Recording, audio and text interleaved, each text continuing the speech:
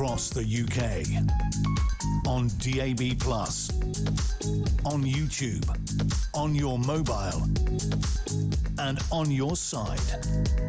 This is Talk.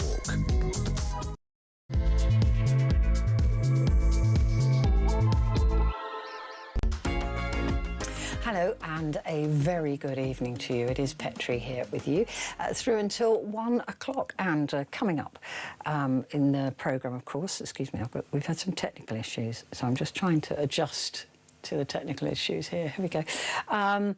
Yeah, coming up at midnight, of course, it's your chance to talk back, and that's exactly what we're going to be doing. So what I want to talk to you about is that there's been this worldwide study about anxiety and anger.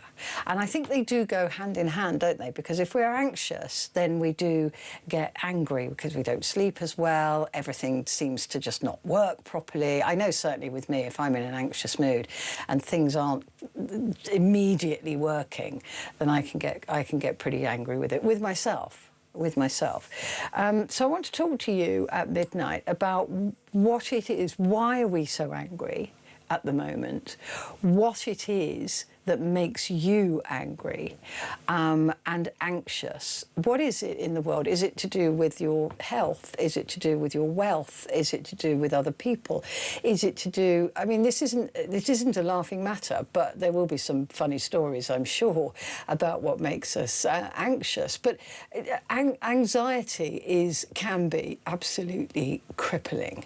I mean, mine can go further than just anxiety, because I'm prone for panic attacks, and they are absolutely crippling. I literally wouldn't wish them on my worst enemy. They are absolutely awful. I'm sort of getting them under control. I have got them under control, but I'm aware of them now, and I'm aware of the feelings before they happen, that anxiety tipping into something so much worse. So I would love to hear from you about your anxiety, what makes you anxious, what you worry about, what it is that concerns you. I mean, as this study was done on women, and we'll be discussing this a little bit later on with a specialist, but women, we are more angry and anxious in this country than the rest of Europe. So that's an interesting number, and I just wonder why Britain, in particular, is creating this societal anger and this. And I know we've had reasons to be angry the last few days, haven't we? But with the Novak murder and all of that, so maybe all of that is just piling on top of us as well. But I want to try and sort of figure out why it is we're so angry in this country. And it's not just the women, although this study was done primarily on women. Men were involved in it as well. But I'd love to hear from you why you're anxious, what makes you anxious, why you feel angry, why you're angry at the country, why you're angry at yourself, I don't know, why you're angry at other people. Do give me a call. I think this is going to be really, really interesting, actually, as to why it is that we're feeling angry and feeling stressed, really stressed and anxious in this country. So do give me a call. 0344 499 1000. Calls are charged at the national rate, but we do, of course, call you back, and text the word talk and then your message to 87222. For the rest of the programme, we have, she never makes me angry, Amy Fisher is going to be here, absolutely lovely woman, and she's going to be here to go through the papers and talk about the story of the day. We're going to be talking to Dr. Eleanor Cleghorn, who's the cultural historian, a feminist cultural historian, talking about why women particularly, although, like I said, the talkback is for everybody, are feeling more angry and anxious in modern Britain than other of our European sisters. We are going to be talking about the major rift developing between Donald Trump and Benjamin Netanyahu after what sounded like, although it's been denied by Netanyahu, a very angry phone call from Donald Trump with some swear words thrown in, and also saying things like, "You'd be in prison if it wasn't for me." Everybody loves to hear that. So that as well is coming up. But first of all, PMQs and, of course, the politics of the day. And if this doesn't make you angry, I don't know what will, because politics definitely makes me angry. Henry Novak's murder has dominated today's PMQs. Prime Minister Keir Starmer clashed with Reform leader Nigel Farage over the police's handling of the murder. Farage warned that anger seen at Southampton protests last night could worsen, blaming two-tier policing and anti-racism guidance. Starmer strongly denied the accusation about the policing, accusing Farage of exploiting the tragedy against the family's wishes and emphasising a need for serious work, not rage. Kemi Badenoch warned that the tragedy must be a national wake-up call and that every single life matters, while Ed Davey urged for the teenager's death not to be used as a political football. Of course, this is the first time that those politicians would have had a chance to sort of air their views in the House with Keir Starmer. And joining me to discuss this now is Simon Usherwood, Professor of Politics and International Studies at the Open University. Simon, good to see you again. I hope you're well. This was quite a different type of PMQs today, I thought. Definitely. I think you were talking in the introduction about sort of it being the main story of the day, and what was interesting in those PMQs was actually the breadth of consensus about trying to reduce tensions, and it was really Nigel Farage against the rest of the House. And you saw Kemi Badenoch taking a quite conciliatory tone towards the approach that the government was taking, sort of trying to build a consensus that this was not an issue that needed to be responded to with the kind of violence that was seen on the streets of Southampton yesterday. So I think it is interesting that, whilst there has been a lot of concern about the case, and I think you've seen that across the board, that there are clearly issues that the police will want to investigate and to look at, that the political response and the political capital that might be made of this has really been very much confined to Nigel Farage and Reform. And, I think, as Keir Starmer was saying, the strength of feeling from Henry Novak's parents about not making this an issue for rage and anger and violence, I think, has largely captured the House. And I think, most people would agree that this is something that needs exploring, needs investigating, but the way to address it is not going to be through the kind of actions that you saw in Southampton yesterday. It is interesting, though, isn't it? Because listening to some of the politicians talking today in PMQs, it's a really fine line to tread between honouring the family, the father of Henry Novak, and also calming the nation down, and to sounding tone deaf. And that was the feeling I got, was, OK, we acknowledge, all of us acknowledge that violence is not going to be the answer to violence, but there didn't appear to be an acknowledgement that would mean something to the rest of us as to, look, I get it, we get how angry you are. It was more a case of, we need to be kind. It was all very, political. Which it would be. And I think that a lot of the people listening, or if they did hear PMQs, would have thought, yeah, but you're not hearing what we're saying. That was a difficult line to straddle for them, wasn't it? It is a difficult line to straddle, but at the same time, I think, if you're thinking about the kinds of issues that say Nigel Farage is talking about this idea of two-tier policing, that it's different rules for different people in society, that the way to address that isn't by demonstrating on the streets, it's by trying to change the way the police work. If that's the problem, then if you want to achieve the kind of systemic change that presumably Nigel Farage would like to get, is the way to achieve that by going out on the streets and doing the kinds of things that there are. So I agree, there is a need to acknowledge the visceral emotional response that I think people did feel in many cases, but also the way you channel that, and this kind of ties back into what you were talking about at the top of the hour, about why people feel more anxious and afraid, is that you have people who do want to whip up rage and anxiety and fear because that's a way of kind of promoting your agenda, whatever it might be. Yeah, and making political capital and gains from it. At the end of the day, we can be angry about everything, but what we do with that anger is up to us. And you channel that into productive, constructive engagement with people. That trying to work with people is often much more productive and effective than shouting at them or being violent against them. And I think that we run the risk that if we kind of fall into sort of a spiral of these people are wrong and these people are bad and there's nothing that can be done, that where does it end? And I think that's the real danger here. And for me, that was the real thing that I saw in PMQs and in the House of Parliament today, was that actually I think the vast majority of MPs are very much behind trying to find a solution to a problem. I think But Simon, the trouble is, isn't it, that Nigel Farage knows how to use the language that he uses, and he knows the power of the words that he's using.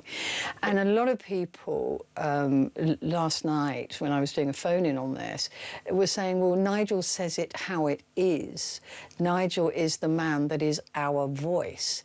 And that, to me, is where the danger lies, is that Nigel can stand up and say these things, but that's how people are feeling. Now, right or wrong, he can then engender support from really tapping into the way people are feeling that other people in the House today couldn't and didn't. And do you see what I'm saying? That it doesn't matter to Nigel that what he's saying. The fact is he's saying it. And a lot of people are going, yes, that's how I feel. I will agree that Farage is an excellent political communicator, and certainly that if you listen to what he was saying, that sense. What was his phrase? I would hate to misquote it because of the BBC are being sued. Yeah, the pure cold rage. Pure cold rage. Yeah. If you listen to what he says this is a terrible thing, that this is something that we should be angry about. But what he doesn't offer, and what I haven't actually seen in any of the things he's said at any point, is a solution to this. He's very good at identifying problems and saying, this isn't working, this is wrong. And, there's a role for that in politics. But politics is not just about criticising, it's also about finding solutions, about trying to make it better. But he doesn't need to find a solution, does he? I mean, he really doesn't, and that's the thing that he plays really well, is that he can point out what's wrong, and he can rally people who say he's using my language, he's speaking for me, because he doesn't need to find a solution to it. No, and that's the luxury of being in opposition. You're free to sit there and say you're doing a terrible job. You shouldn't be supporting this party who's, whoever's in government. So I think there is that kind of luxury. But at some point, what goes around comes around. And, if we come to a point, say, where there's a reform government and Nigel Farage is number 10, he can't say that anymore, that, it's someone else's problem, because it's then his problem. And I think this is the real concern that I have in the longer run, that is, if you do end up with that situation, and people, we see people who have felt disillusioned with politics, who feel disengaged from the political system, and they listen to Nigel Farage and they think, here's someone who speaks my language, literally and metaphorically, and so I'm going to give him a chance because, I feel the system doesn't work. And then I think the danger is that they'll then feel that they've been sold this vision of a wonderful society where everything is wonderful, and with the best will in the world, that's not going to happen, because even the most able politician is not able to provide that transformation, and that risks setting in a further cycle of disillusionment. So I think for me, what was more striking was Kemi Badenoch, as someone who still is the leader of the opposition, still has many more MPs than Nigel Farage does.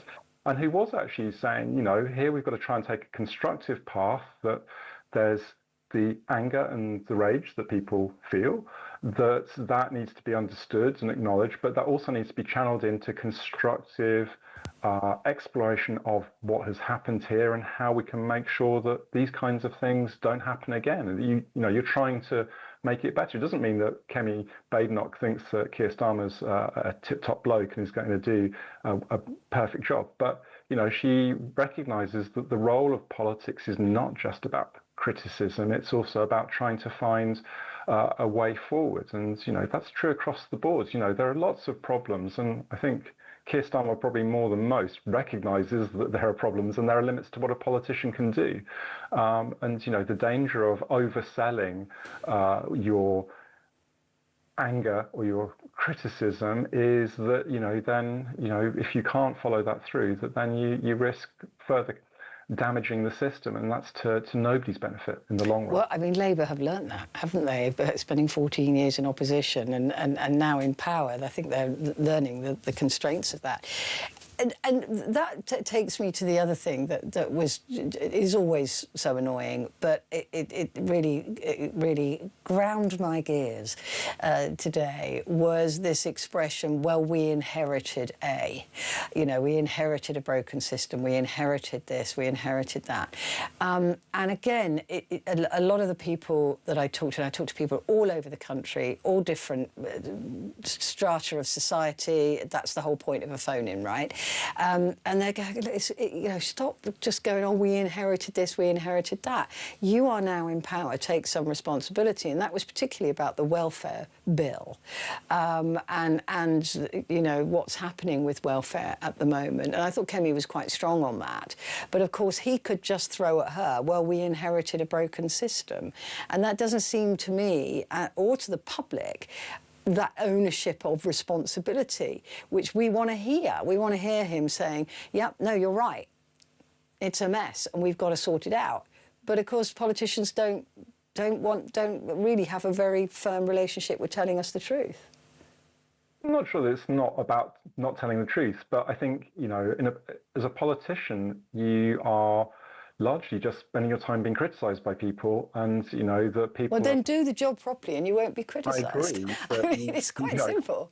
But that's the thing, is that I think the major failing of this government has been that it has been too cautious. That it hasn't really had a clear direction on any of the major policy areas that you might care to think of, and it's sort of been hostage to events as they come along. So I think that's definitely part of it. At the same time, I could also imagine that as a politician, that if you're being criticised, even if it's not really justified, that if you've got an opportunity to shift the blame to somebody else, then you're going to do that. But that's playing games, isn't it? And this is the problem with politics today, Simon, I think, is that we're not stupid. Right, as a population, we're not, and we hear the games. It's not like they're getting one over on us. We notice when they don't answer questions. We notice when they play these games in Parliament. We notice when their speeches are full of nonsense. But they still do it, and they wonder why people are disengaging at a rapid rate from the whole political and democratic process. Which is partly why, if you can get a politician like Nigel Farage who sounds human, exactly right, then you do very well. It's Donald Trump, isn't it, all over again, and MAGA? Or to take a completely different person, Zach Balansky, who sounds like a person rather than somebody who's the result of a committee sitting around and trying to work out what not to say. So, except Zach Balansky is delivering.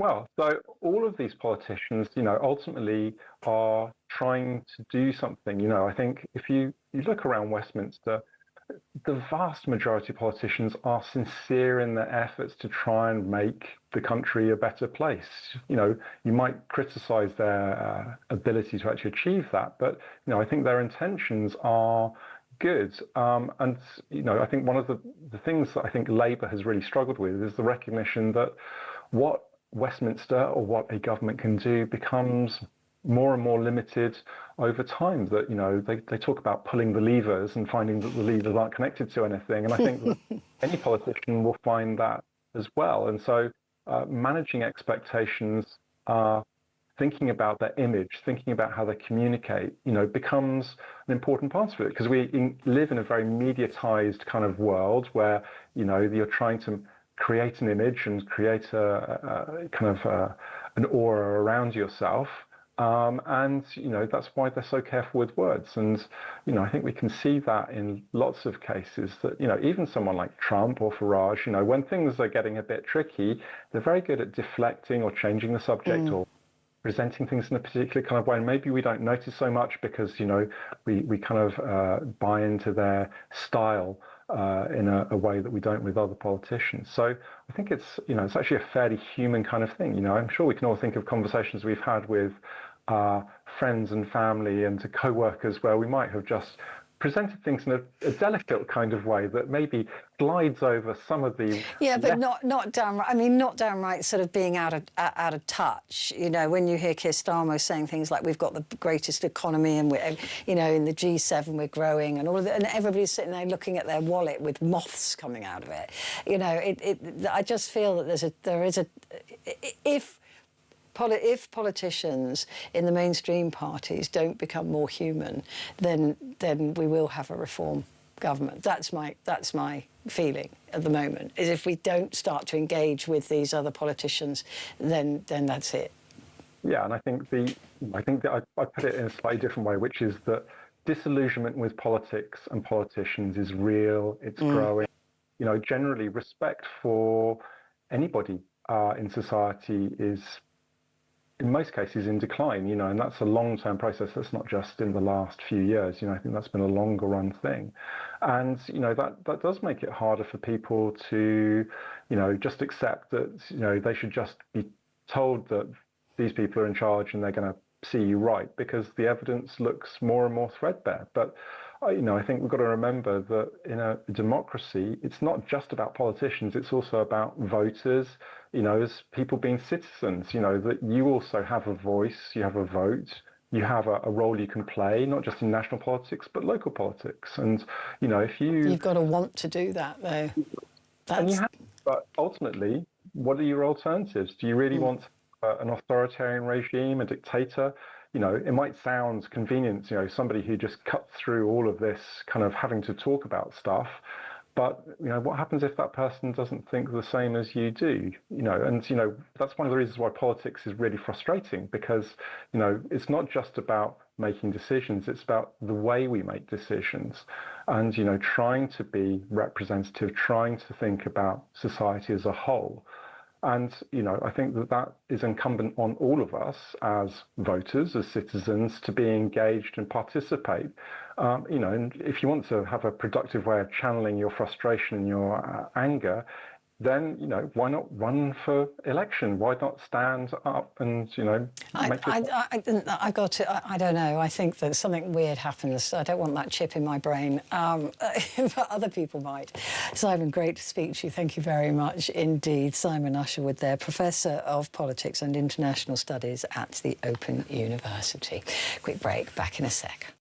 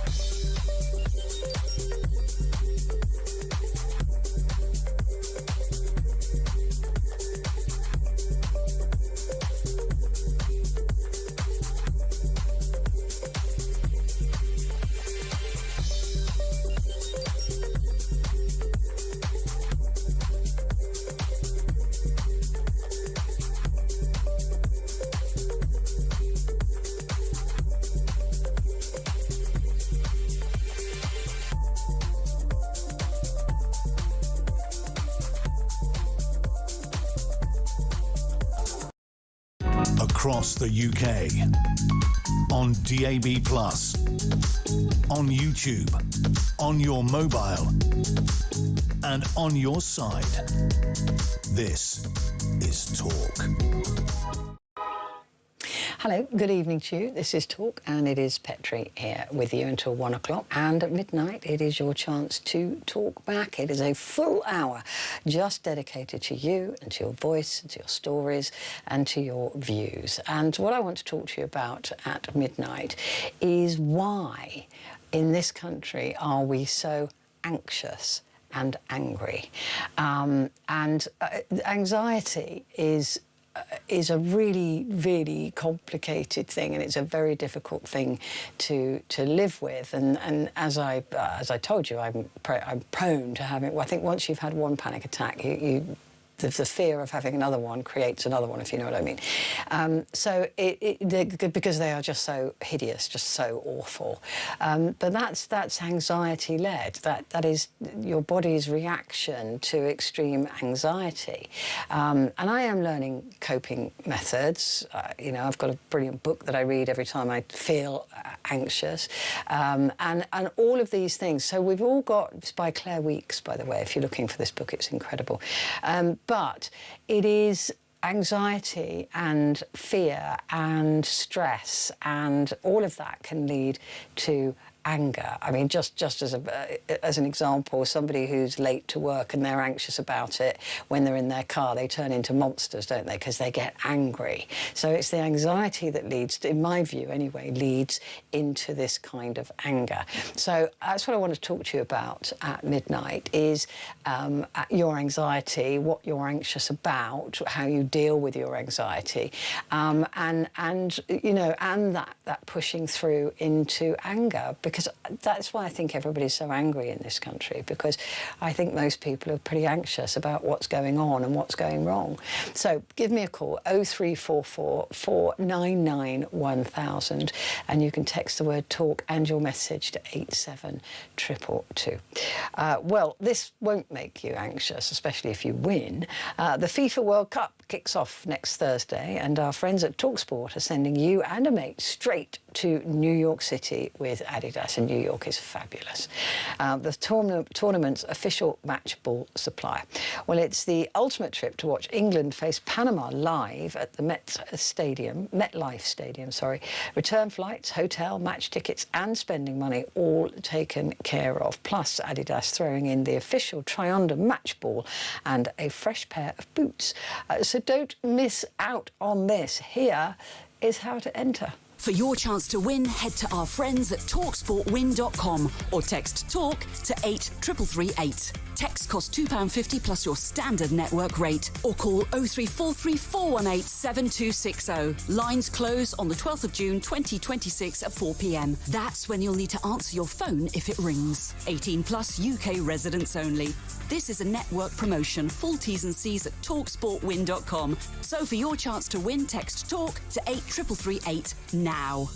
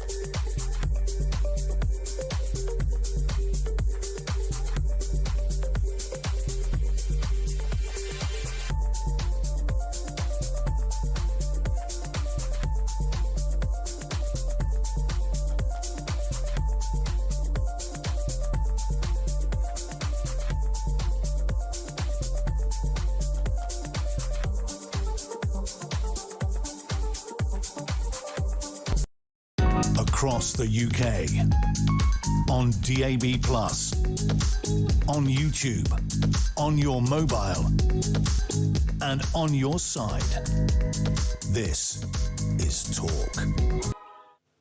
Hello there, good evening. It's Petrie here with you. And just a reminder that Amy Fisher will be joining us at the top of the hour to go through the top story of the day and also to go through the papers for tomorrow. And also coming up, we're going to be talking about this angry Global Women's Health survey which tells us how angry and anxious we are. And of course, we're opening that up to everybody for the talkback hour at midnight.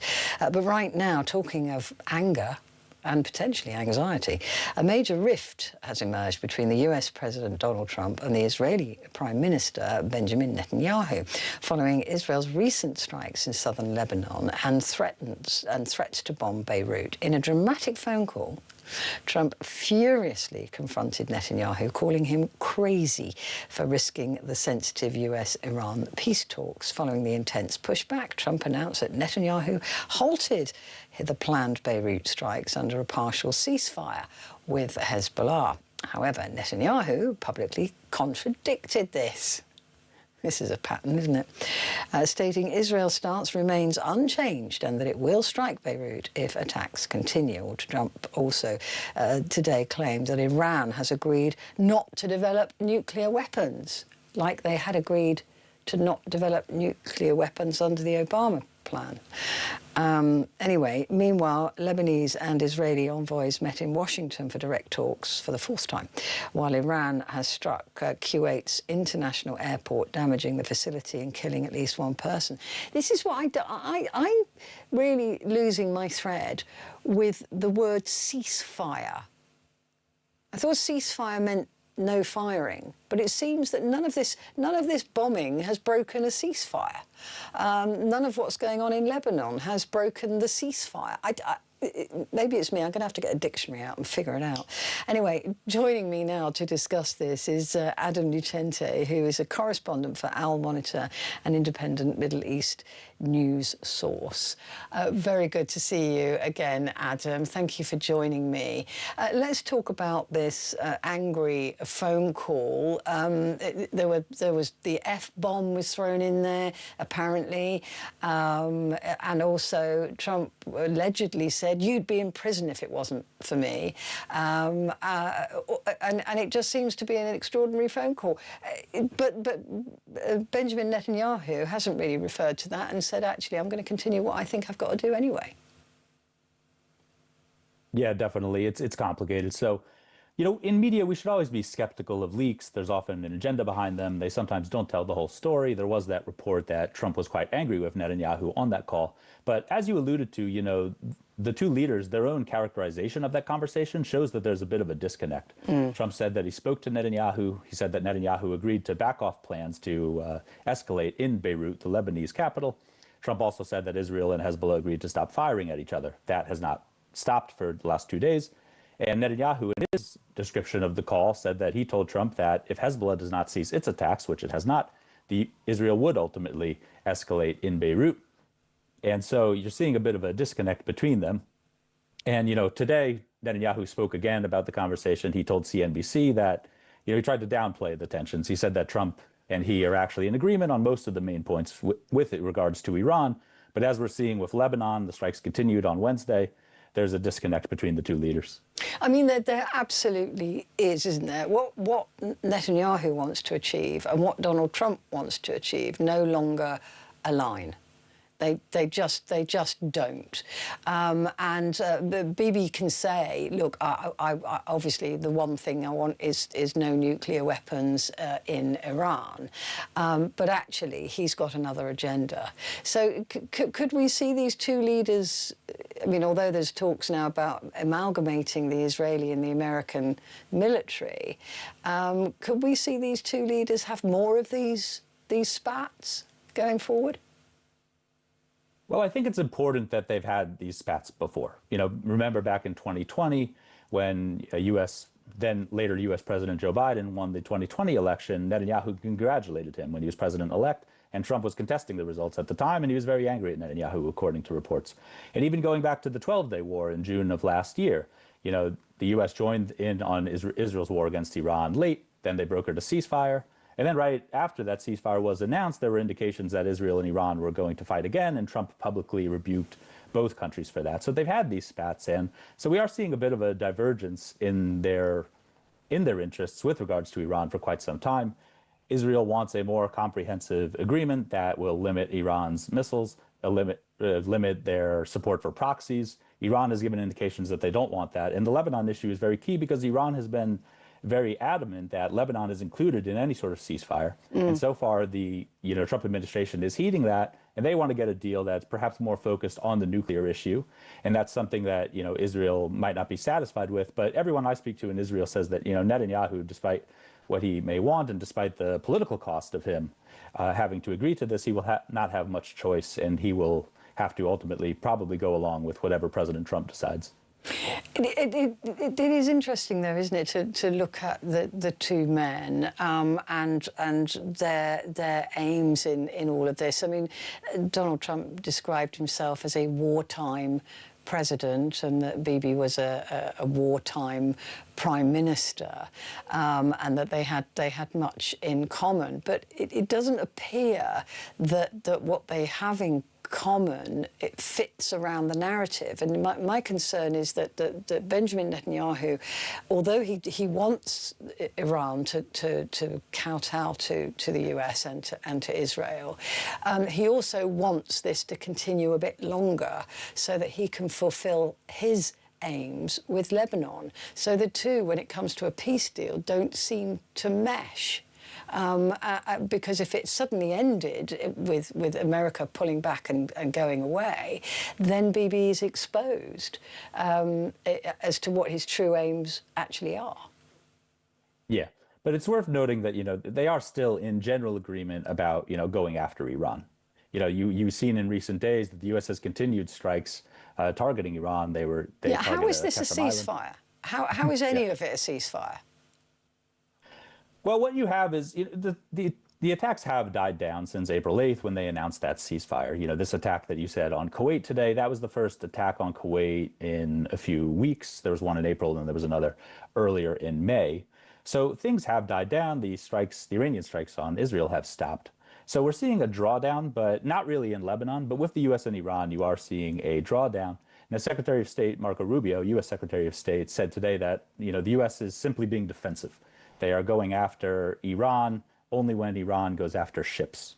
And Iran has said that they are acting in self-defense because of the repeated U.S. attacks. So it's kind of circular in that sense. But it's not a ceasefire. I mean, ceasefire is stop firing. And there doesn't appear to be any cessation. Well, a lower level, but they're still firing at each other. It's not a complete ceasefire, yeah. And it's also worth noting that, Iran has its proxies around the region, Hezbollah, but also the Iran-backed militias in Iraq, who have actually been responsible for many of these strikes, perhaps most of the strikes on Gulf states during this war. So it's definitely not a full ceasefire, though it has died down, and both sides are saying that they're acting defensively at present as they continue these negotiations. And when we look at Kuwait and other countries, they are still sitting there. They are in close proximity. They are within reach of these missiles. So far, they've only acted defensively. What would it take for them to act offensively? Well, we've already seen reports. I mean, the Gulf states haven't admitted to this, but there's been reports that the UAE, Kuwait, and Saudi Arabia, those three have carried out strikes, retaliatory strikes in Iran. And that's a big shift in this war. That wasn't known. They haven't acknowledged that. But that is a big shift. We've been seeing a hardening of the Gulf position. The Gulf has not said that it's going to give up U.S. troops, despite what Iran has stated is their goal. And the UAE, not so much, but Saudi Arabia has kept, communication open with Iran. But we are seeing a hardening of the Gulf position. Kuwait today said they were expelling some Iranian diplomats. Yeah. And there are these indications, not publicly, but, that they have carried out strikes within Iran. And Iran hasn't really wanted to admit to that. But you're going to see more of that. And the UAE especially, their security cooperation with Israel is actually increasing in this war. So you're seeing the rift develop between the Gulf and Iran as well. But I don't anticipate and major Gulf actions. the Gulf and Israel as well. I mean, the idea that Donald Trump wanted everybody to sign up to the Abraham Accord and they all just went, no, bog off. We're not doing that without certain things that happen with the Palestine issue. Yes. But, we've seen the Gulf states still want this, U.S. security relationship. They aren't moving away from that at present. And the UAE, not Saudi Arabia, the normalization with Israel, that's not really happening at the moment because, since the Gaza war. But the UAE is moving closer to Israel in the security sense. Again, the one thing we've got to talk about that is affecting all of us, and that is the Strait of Hormuz. And I was reading today, Adam, that even if there was a peace deal tomorrow, it would be 6 months until the Strait would be open and functional. Those countries that we talked about, the UAE, Saudi Arabia, Kuwait, they're not going to tolerate any form of control from Iran, are they? So is this going to be as simple as Donald Trump thinks it's going to be? It will take time to normalize in Hormuz. What we're already seeing is that these Gulf states, regardless of what happens with the deal there, of course, if Hormuz opens, they are going to want to get their oil and their gas out that way. But there's kind of the trust has been broken with Iran over this Hormuz and perhaps also with the U.S. to guarantee the security there. And what you're seeing is the UAE and Saudi Arabia in particular, they're moving towards alternatives to Hormuz. Now, this will take years to develop, but we're seeing the UAE develop a different pipeline that will go farther south, bypassing not the whole Gulf, but bypassing Hormuz. Interestingly, when they announced that, Iran said that, actually, our jurisdiction over Hormuz actually stretches down to that Emirati port that the UAE wants to develop. Saudi Arabia is also working on its east-west pipeline. We've seen Iraq resume oil exports through Turkey, which was, they had a dispute with the Kurdish government about that. So you're seeing these alternatives develop, but it will take time. And, even if Hormuz normalizes, it will take time to get the traffic up there. The indications are that only 2 dozen ships are going. That's a far cry from the over 100 a day that traversed the Strait before the war. Absolutely. Well, apparently 10 minutes ago, Donald Trump said the Strait of Hormuz will immediately reopen once the memorandum of understanding between, that's not even the peace deal, that's just the memorandum of understanding between the US and Iran is signed. But he has often been incredibly positive about how easy it is to reopen the Strait. He says negotiators are trying to separate the issue of the vital shipping lane and the hostilities between Israel and Hezbollah in Lebanon. I just can't see the Iranians going for that. Can you? It partly depends on how much the U.S. is willing to escalate. It partly depends on how much the blockade will affect Iran. We are seeing that the economy in Iran is being battered. It's kind of a game of cat and mouse, seeing who can wait out the other. Iran thinking the global economy will continue to go south, and the U.S. banking on that with Iran. But Iran has given many indications that they want some sort of permanent mechanism that they have at least a say in the Strait of Hormuz. They launched this Persian Gulf Strait Authority, which the name itself is kind of, a message to the Arab states because they don't like the term Persian Gulf. They're calling it that. Like I said, they've released this expanded map. There's a bill being debated in the Iranian parliament to establish a more permanent mechanism there. So Iran, the hardline view in Iran and in the Iranian security establishment has kind of won out over the reformist view that favors more negotiations. They believe that force is working. They believe that deterrence is the way forward. And they believe that, this gains they've made in the Strait of Hormuz is something that should be made permanent. Yeah, of course they do. They've got a taste of it now. And also, Adam, even if they did hand it back, they know they can close it like that at any time they fancy. It's an extraordinarily complicated issue. Thank you very much indeed for joining me, Adam Lucente, who is a correspondent for Al Monitor, an independent Middle East news source. Quick break, and then I'll be straight back.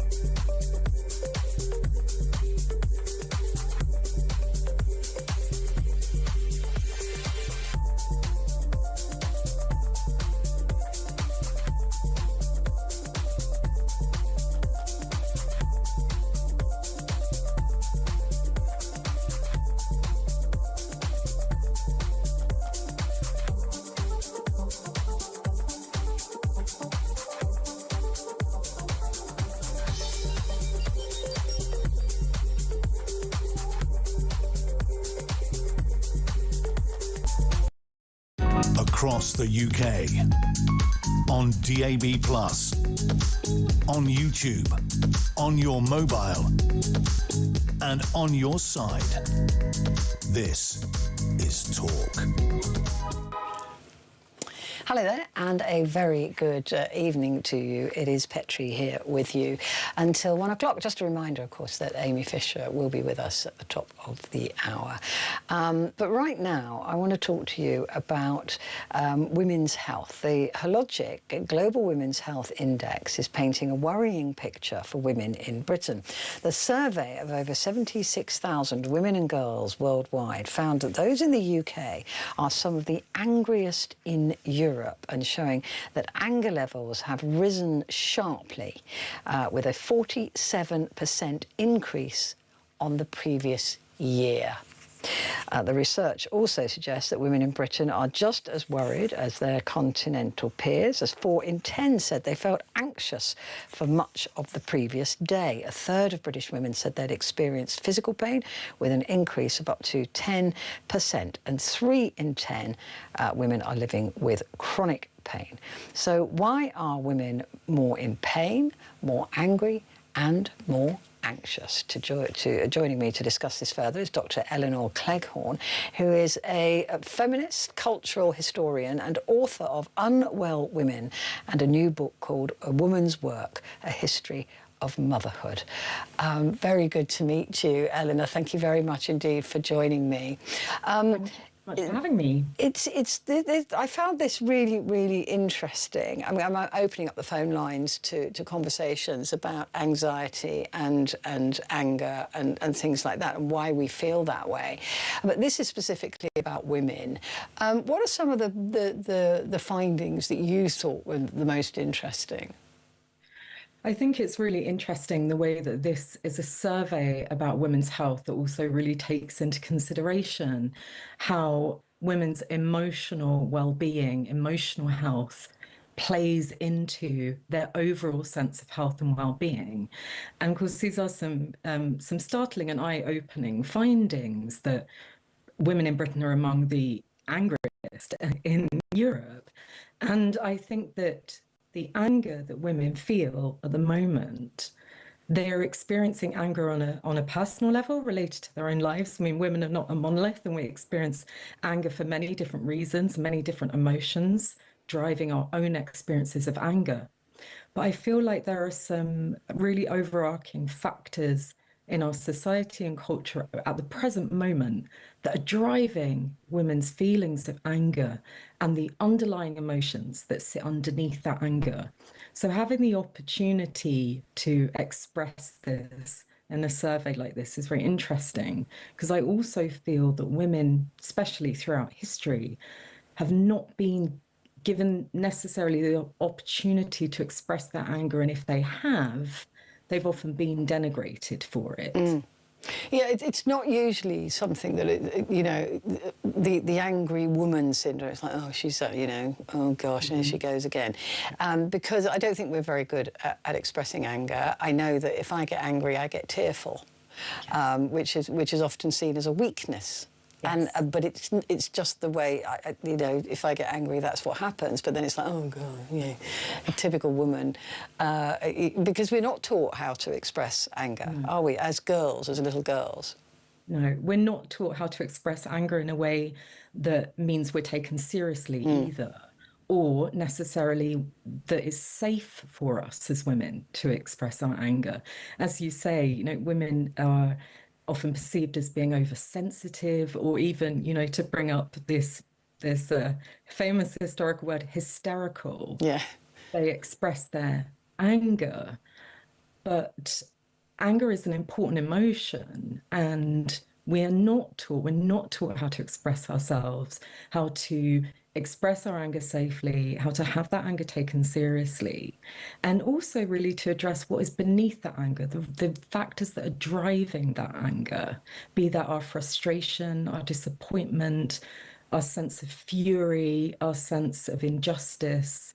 We're not given often these platforms to really express what is driving our angry emotions. And it's interesting because I got a message through from Leon who's saying, why are you conflating angry and anxious? They're two very different things, which I don't think they are. I think that anxiety very quickly leads to anger. And I think that a lot of people in this country are very anxious at the moment, and that is potentially why they are that one step closer to anger. Would you agree?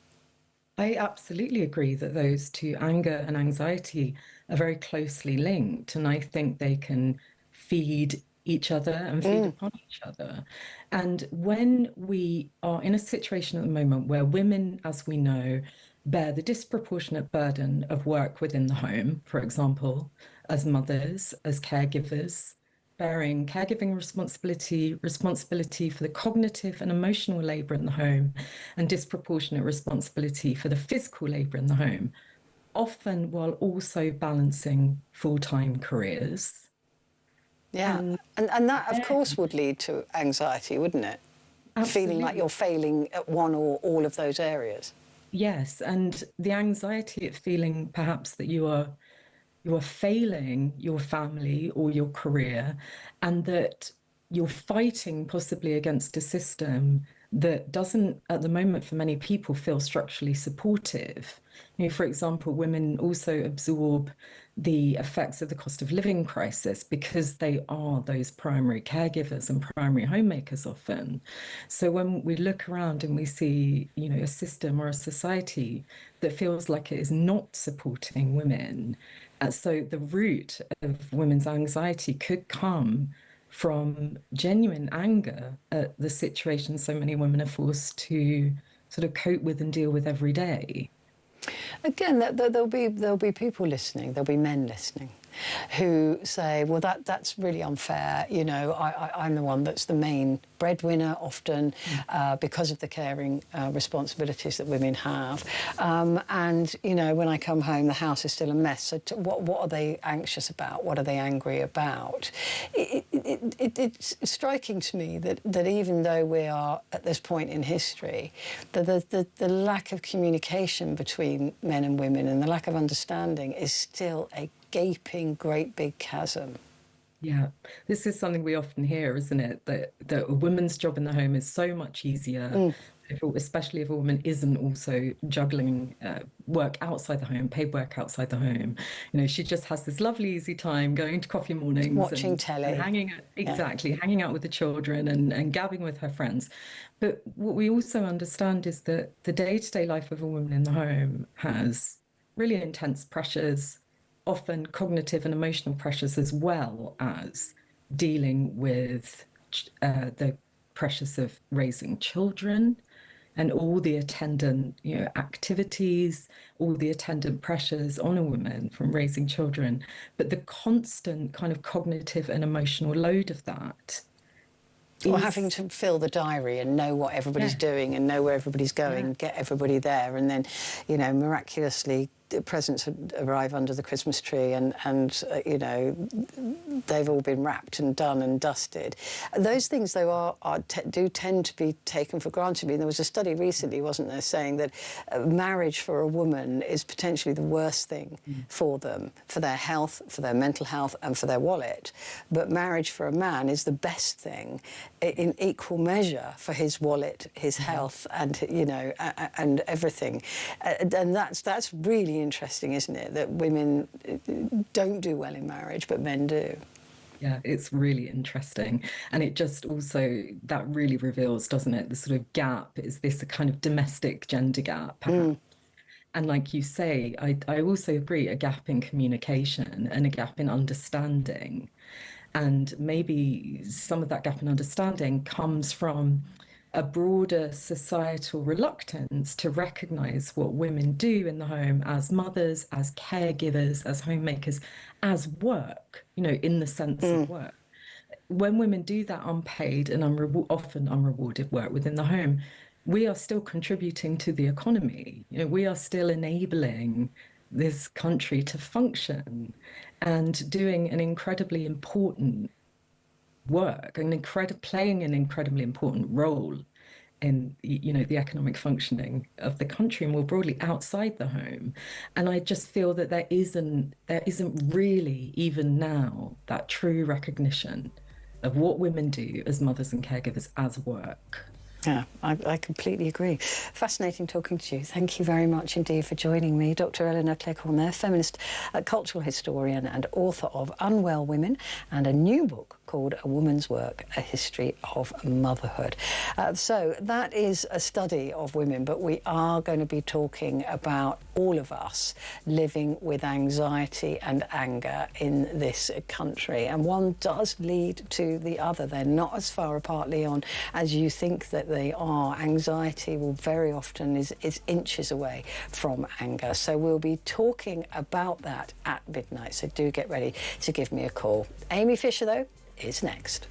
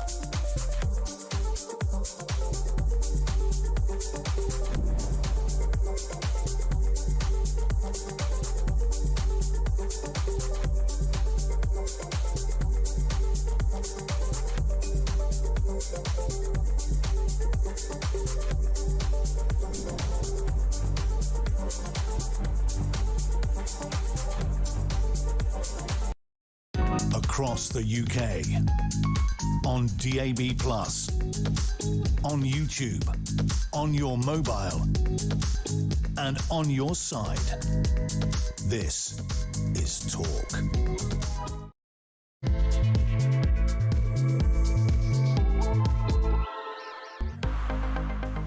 Hello there, and a very good evening to you. It is Petrie here with you, and as usual, coming up in an hour's time, it is your opportunity to talk back. And we're going to be talking about the study that we've just looked at there with Dr. Eleanor Cleghorn, but also that's a women's health thing. Lots of men were interviewed as well for that research. But also, I want to know why we are so anxious. What is it that makes you feel anxious? Why is it that you know, the anger levels in this country, particularly for women, have increased by such a huge amount in just a year?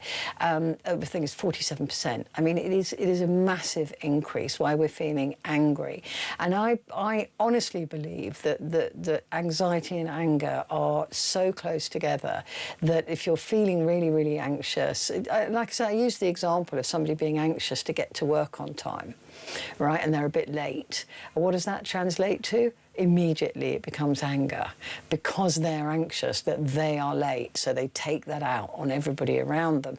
So my determination is that we're perhaps more angry in this country because we're more anxious about what's going on in the world, what's happening with Harry Novak killing. That made everybody angry. Whether that came from anxiety or just pure anger, I don't know. But there's a general underlying anxiety in this country, which I think pictures us all really at the surface of where that can break through into being anger. So I want to hear from you about your anxiety, what makes you anxious, what if you have coping mechanisms, what you do, if your anxiety goes further, so into sort of like the panic attacks, because they're becoming more prevalent as well. So everybody's at a more heightened level, but what is the reason for that? Why are we feeling that way? Is it the cost of living? Is it the rush that we've all got to do all the time? We feel like we've got so many jobs to do and we don't have time to do them. What is it that is leading, do you think, to this anxiety and anger that we are feeling and expressing, has to be said, in this country? We're very close to the surface. That's the point that I'm making, is that the cup is almost full. So one more drop and we spill over. And that's what I'm talking about when I put anxiety and anger together. So give me a call. I really want to hear from you. 0344 499 1000. Calls are charged at the national rate, but we do call you back. And text the word talk and your message to 87222. And many of you are already doing that. Now, with me in the studio is very calm. I can't imagine Amy Fisher ever getting angry.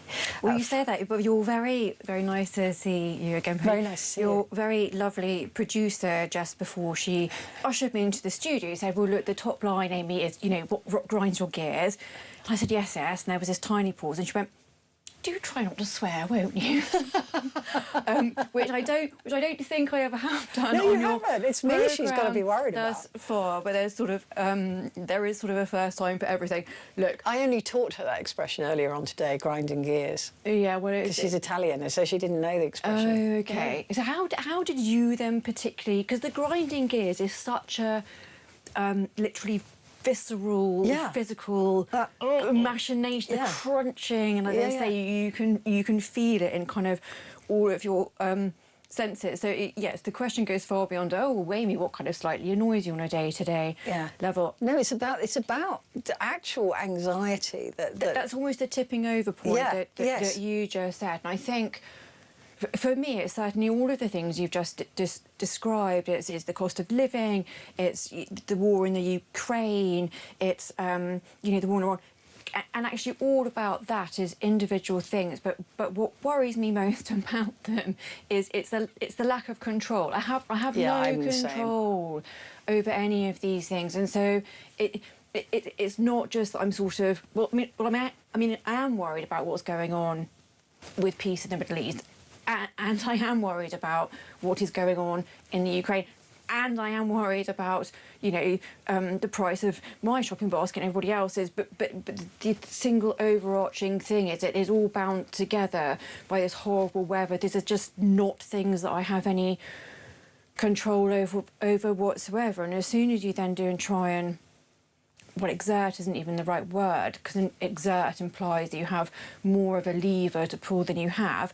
As soon as you try and exert kind of any control, if you think about domestic politics and sort of how you might express yourself through, I don't know, voting the local elections we've just had, or, protest marches about any of the horrible things we've just seen in the last few days. I mean, none of it sort of seems to make any difference. So again, that becomes hopelessness. That becomes, again, a feeling of a loss of control.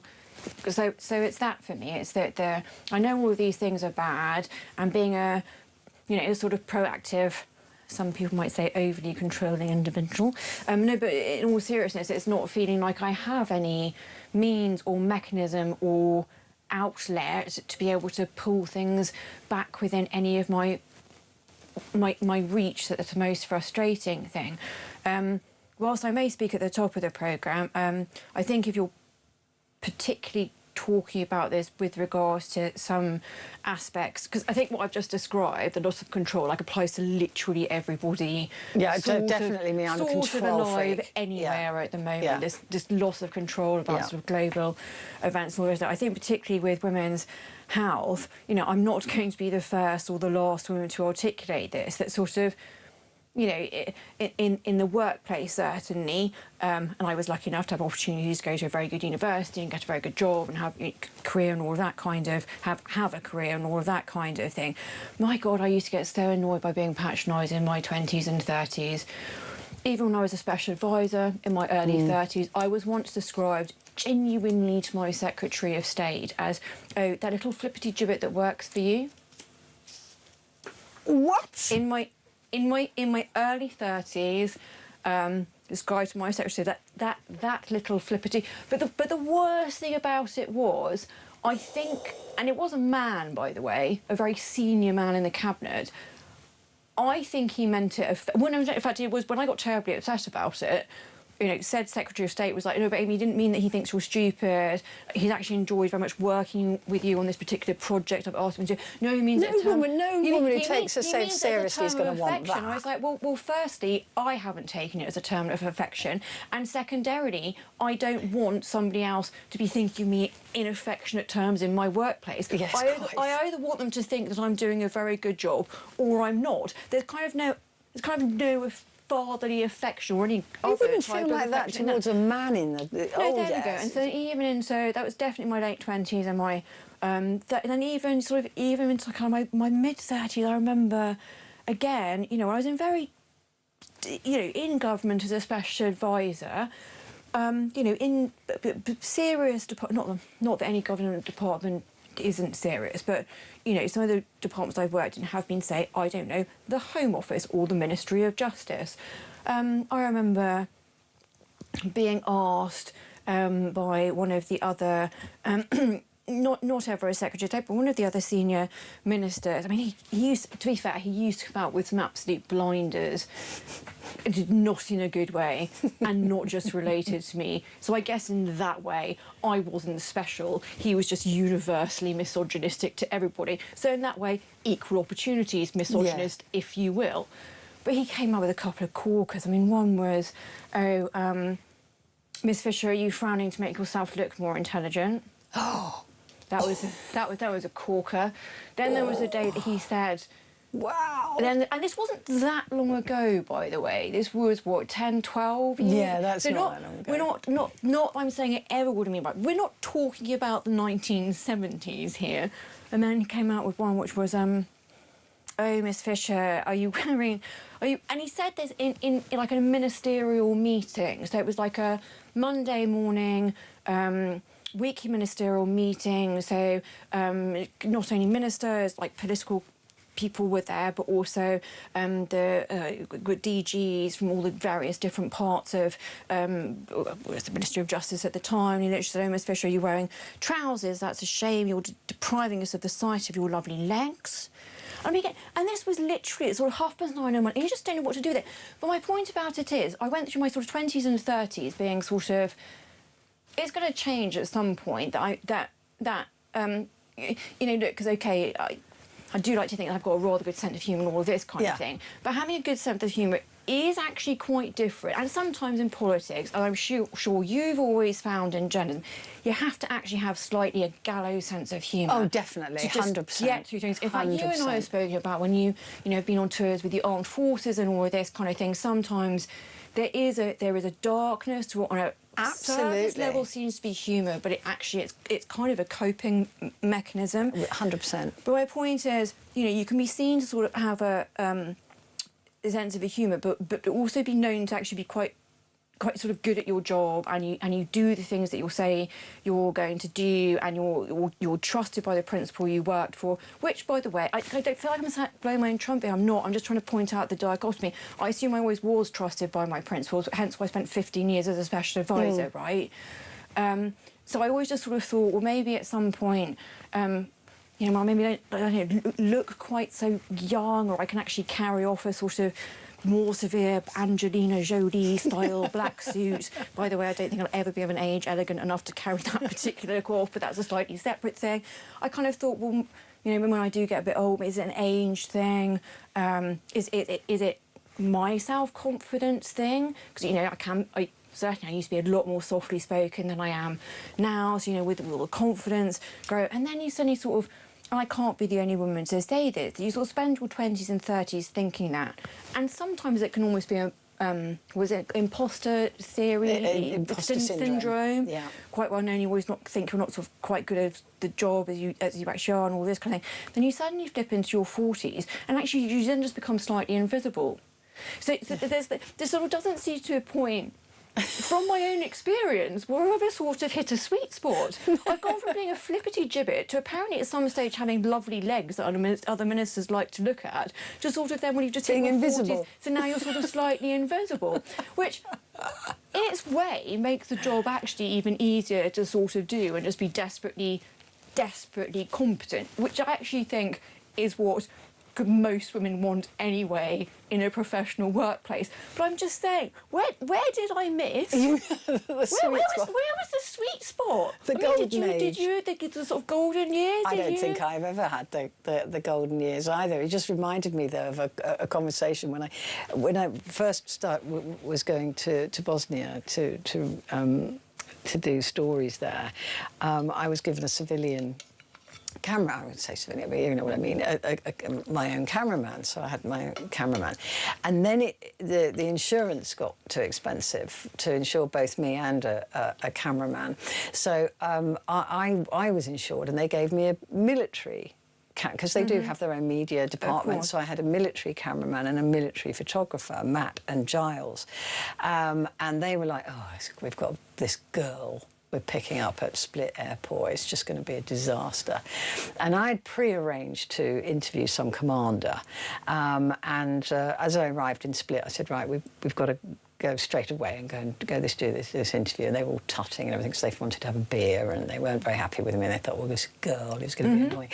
And so I did this interview and Matt, the cameraman, turned around to me and he said, that was actually a really good interview. Actually. And that's because you know what, I hear my because I kind of thought, I know where those stories go. And I turned round to him and I didn't use the same words, so you're going to have to use your imagination.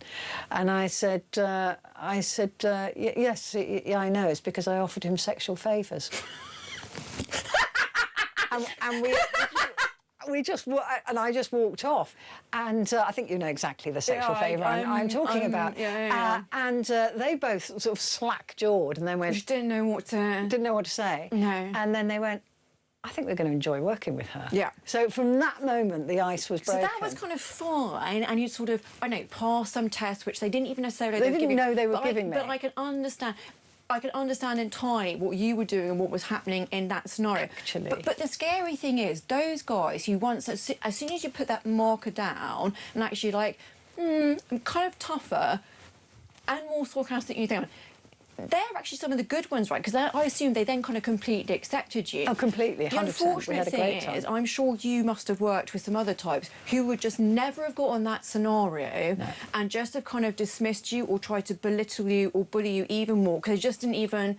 Those guys in that scenario, it sounded like they immediately thought, oh, no, actually, we've got a good one here. And I was going to be with this cameraman and photographer for quite stressful... for 4 to 6 weeks. In quite stressful, dangerous circumstances. No, so it could have backfired. Yeah, but well, it could have, but thank God it didn't. But the problem is, you know, there are at least half as many other where I've had experiences where you know one has made that joke and sort of gone, look, I'm not the prissy, you know, whereas I don't need a hairbrush every night to brush my long glowing locks 100 times. You know, I'm not that kind of woman. But then there's still a kind of gap between the sort of acceptance and the understanding of.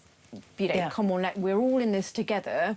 Let's just do the best job that we can. So, I think actually, in answering the question about what grinds your gears, you're the one who's come closest to swearing in this more than I have. I didn't swear though. I was very controlled. You came somewhat closer than I did though. So I do every night. Don't worry about it. Every single night, I'm like, oh, I just want to swear, but I can't.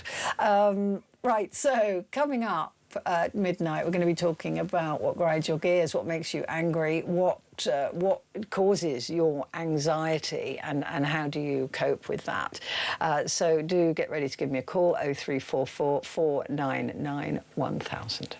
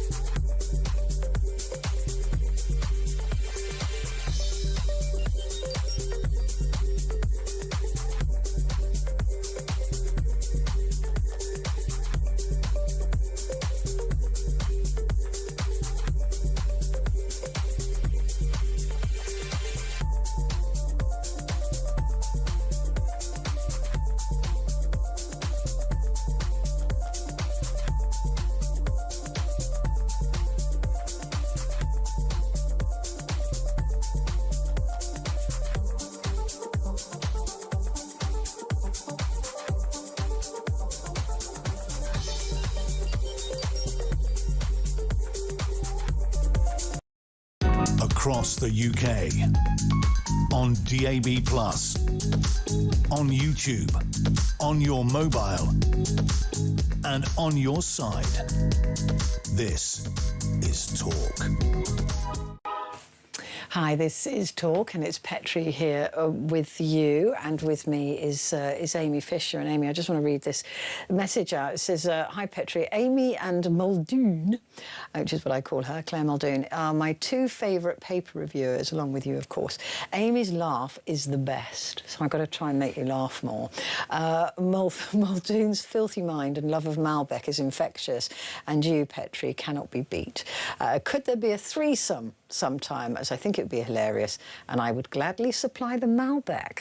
I was literally about to say, if Claire can get down with the laughing, I'm really up for the Malbec. So I feel there's like a Venn diagram. There's a Venn diagram with a Malbec in the middle. Yeah. Kind of interests and, dare I say it, talents involved there I think Malbec I think it would be utter and complete chaos, but very good radio. Oh, no, I'm literally... I can't look behind me, but I'm kind of seeing your producer sort of in her very charming way wincing at this point. The idea of that, going, oh, God, it's hard enough to control me, then she's got to control you and Muldoon. I mean, I think quite literally the phrase is three-winged circus that we're sort of groping for here. Yeah, I still think it's a good idea.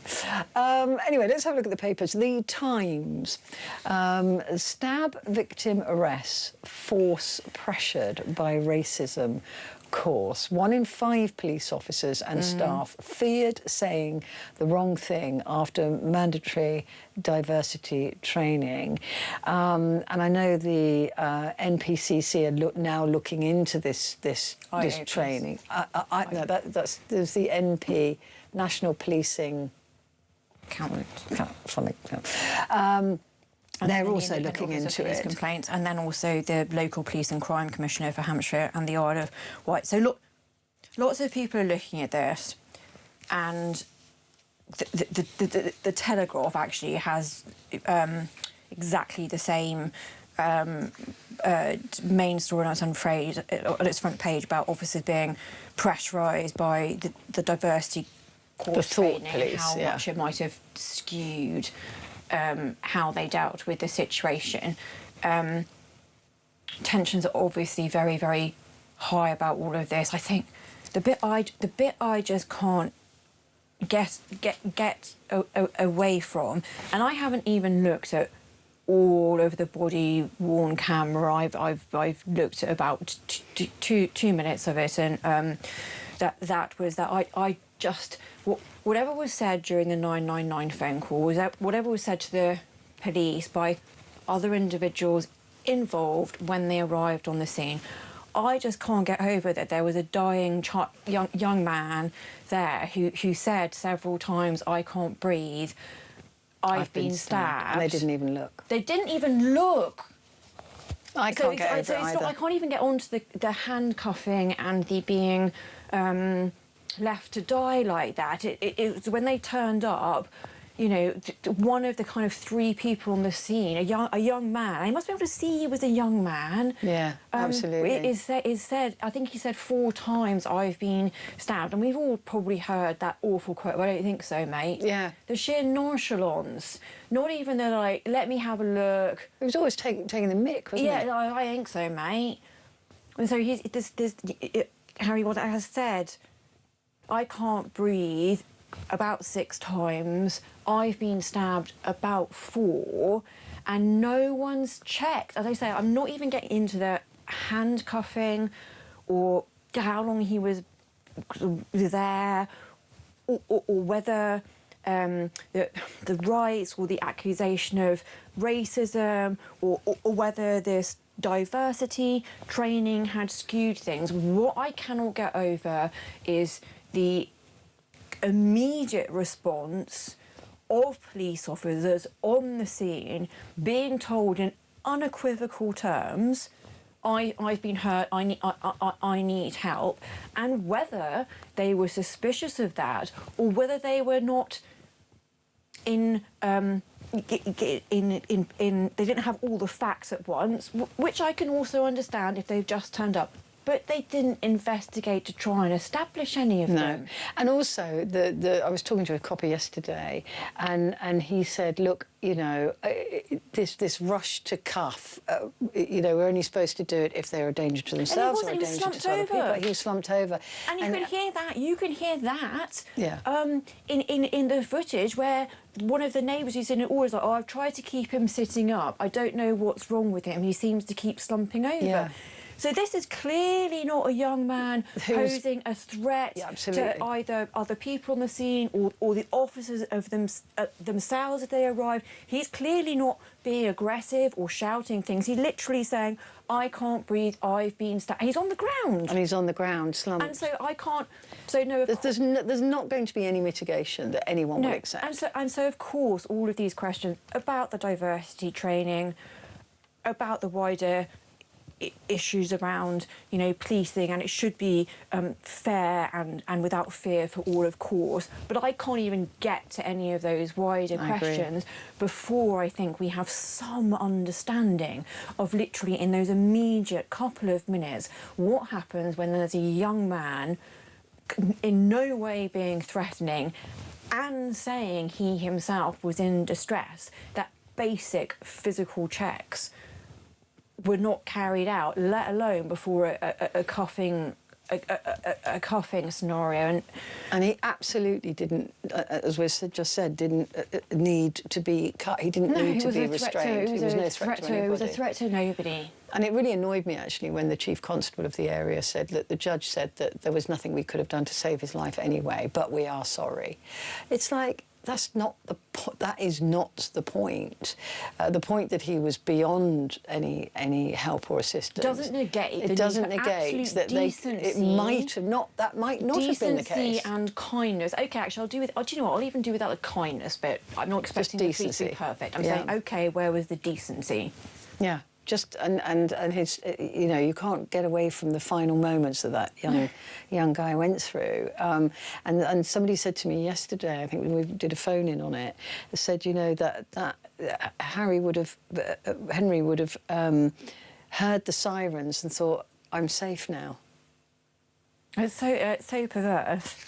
Do you know what I mean? That really affected me when that caller said that. He would have heard those sirens and seen the police and thought, "Good, I'm okay now." This bit because there's somebody's coming to help me. Yeah, somebody's coming to help me. But there will, of course, be a lot of conversations about the diversity training, and again the suggestion that perhaps the pendulum has swung too far the other way. There was no doubt that there was a problem of racism that affected people of colour in a negative way for a very long time, and probably still does, if we're completely honest.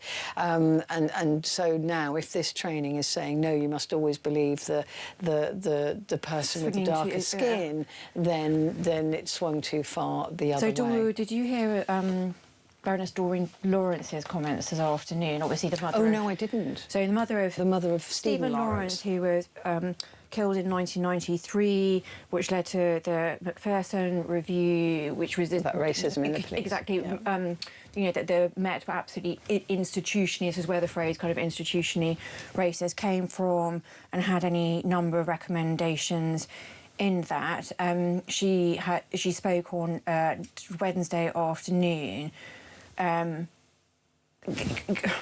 She wasn't trying to overlook that some element of the chap who'd actually stabbed the young man had been claiming racism himself, which may have afforded him some, you know, perverse protection. She wasn't trying to overlook that, but she was essentially talking about this pendulum point, which is, I get it, but we can't let the pendulum. If the pendulum has sort of swung too much in one direction, please, let's let it swing all the way back in the other way, because there can be no doubt that, you know, 30, 40 years ago, after my son was stabbed, in the investigation that followed, which unfortunately we probably all remember in far too much detail, how awful the police were. And, you know, she has been a somewhat lone voice in this, saying, can we not let it swing to... Because any of those gains about, you know, the rights of not white people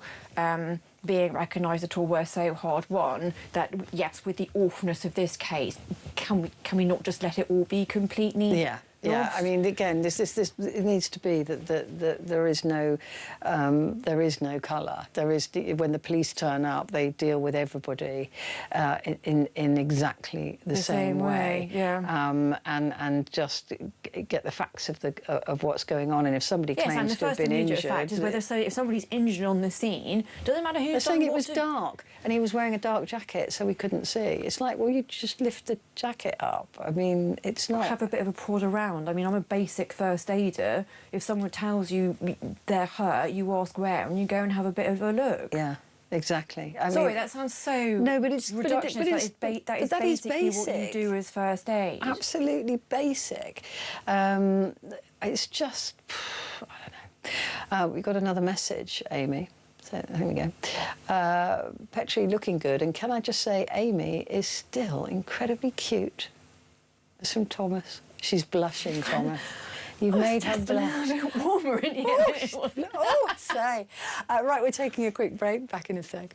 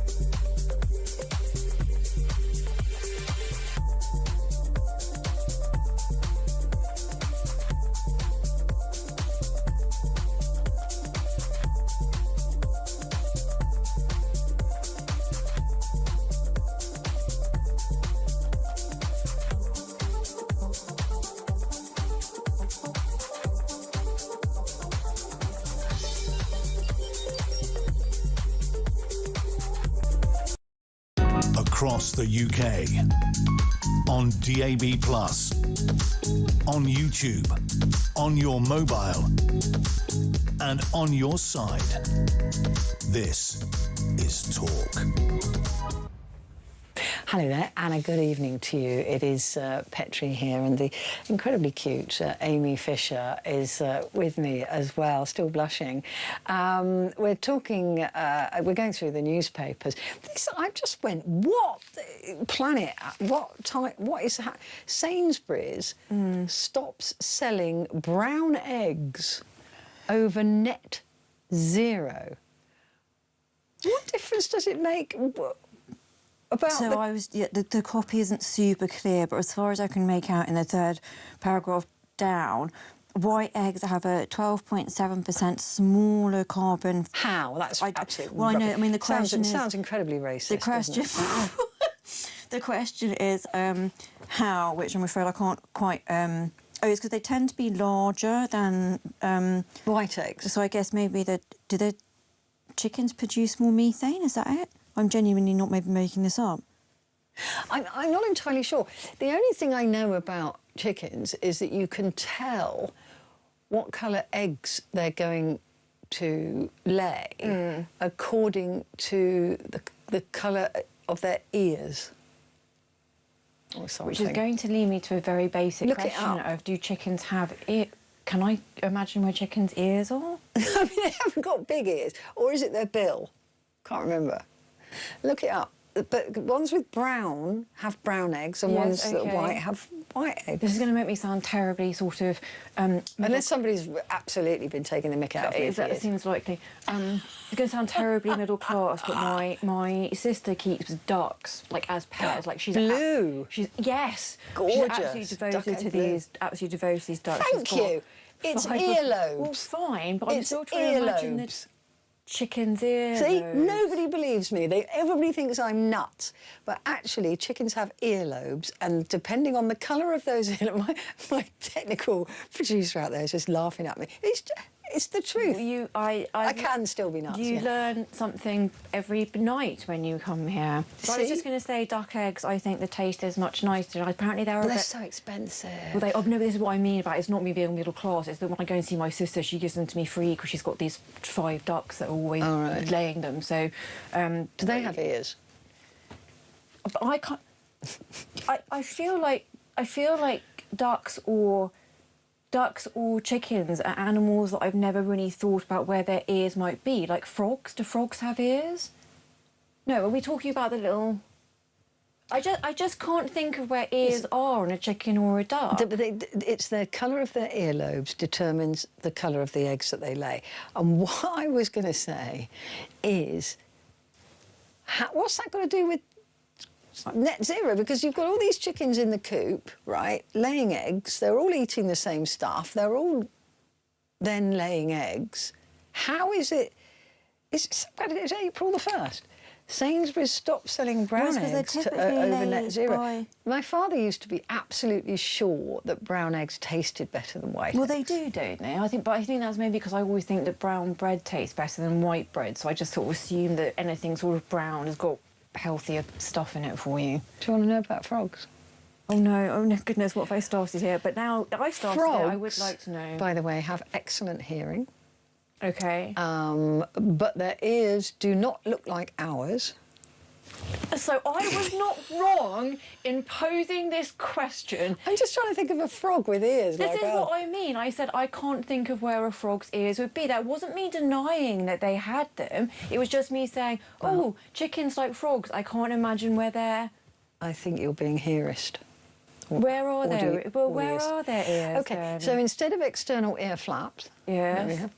pinnae, they have a flat circular eardrum called a tympanum, right, located on the surface of their head. Oh. Just behind the eye. OK, well, as I so say, never pat a frog because that would be on like the head. hitting a speakerphone, right? That'd be very uncomfortable. Next time you see a frog, don't pat it on the head, because that would be rude. As I say, I'm pleased we've learnt something. On the top of the Telegraph, I actually just wanted to mention that Make My Day, Clint Eastwood's 10 best films, because I think you always usually bring something up on the top masthead, which is about something on television that I don't know anything about. But weirdly, I know quite a lot about Clint Clint Eastwood films, and I love to do the quotes from here, like sort of, you know, are you going to make my day, punk, and that kind of thing. So I think we all love a bit of Clint, don't we? We do. He's He's quite right-wing these days, but some of his films from the sort of 60s, 70s and 80s are just very Which cool. is your favourite one? Dirty Harry, obviously. Oh, gosh, obviously. Sorry, actually... I heard that by just looking at your face. I didn't even need to... You didn't even need to get to my ears. Unforgiven. Jill, sorry, we're talking about eggs now. I'm just going to go back to eggs. Finish that thought in a second. Hi, Petrie, if you wash the shell, the brown comes off. No, it doesn't. No, because I it doesn't. That's dirt. That's poop. I boil brown eggs. I literally had 2 boiled brown eggs this morning, so I had them in boiling water for 5 minutes, and they were still brown. As in, like, the brown bit of the shell didn't come off. Yeah, no, Jill, that's just the dirt. That's because you've got dirty white eggs. I would say. Anyway, finish your thought about it. No, so I was going to say, I mean, obviously Dirty Harry is the quintessential Clint Eastwood film, but the 1992 classic Unforgiven with Sharon Stone actually able to act is also up there. Gene Hackman. There you go. I love Gene Hackman. I love Gene Hackman. I love Gene Hackman. It's a. I know everyone is meant to think, if you're like a film buff, you're meant to think that spaghetti westerns are really cool and all this kind of thing. I didn't like spaghetti westerns. Me neither. Apart from Unforgiven is a sort of, although it's 30-odd years old, is a kind of modern take of a spaghetti western, and it is an unbelievably... I mean, it's not a particularly pleasant film to watch, but it is, I would want to say one of the modern classics. I would take your word for it, and but I do like Dirty Harry, not Dirty Eggs. Is it 5 or is it 6? Is it your lucky day, punk? You know, he's about to shoot the guy. Yeah. Love it. Right, so anyway, goodbye brown eggs from Sainsbury's. Business turns on Reeves for treating firms like cash taps. Britain's biggest business group has accused Labour of treating companies like a cash tap. Easy for them. It's easy to see why they would think that, right? With the rise in national insurance and the minimum wage and all of those. I mean, it's not a new story from the. It's not a new story from the CBI. Obviously, for them, it is the one that they must keep. I think the CBI always hates the Treasury, though, doesn't it? I mean, I don't think there's ever been another story. I mean, but quite literally, the CBI are never going to say anything different. It just so happens that within 18 months, businesses have had to have the national insurance rise and the minimum wage. I mean, this has been a particularly bad run of things for them if you are somebody who needs to pay both of those things to your employees. Yeah, I can understand why they're getting cross with Rachel. The Guardian.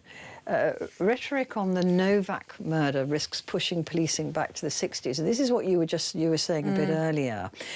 Policing could be driven back to the 60s by false claims that officers are biased against white people. This is the leader of Britain's black officers, has said. Chief Inspector Andy George, president of the National Black Police Association, spoke out amid growing concerns that politicians such as Nigel Farage were stoking tensions over the murder of the teenager Henry Novak. I wonder if, as you were saying before, Dame Lawrence was saying pretty much the same sort of thing. Yes, and so I think there is an important direct quote in this Guardian piece, in that third paragraph there, from Novak's father, Mark, himself, which is to exactly what we were discussing, which that... Novak's father has condemned, quote, the inhumane and degrading treatment of his son by the police. So they, the family, are not going into racism training. Has it gone too far? Worried about turning the pendulum back? No, they are just remaining very clearly focused on what actually happened to hit their son, within the moments and hours of the police turning up and then their son dying. They've been very specific since the weekend of making it clear they don't want there to be the likes of these protests that there have been.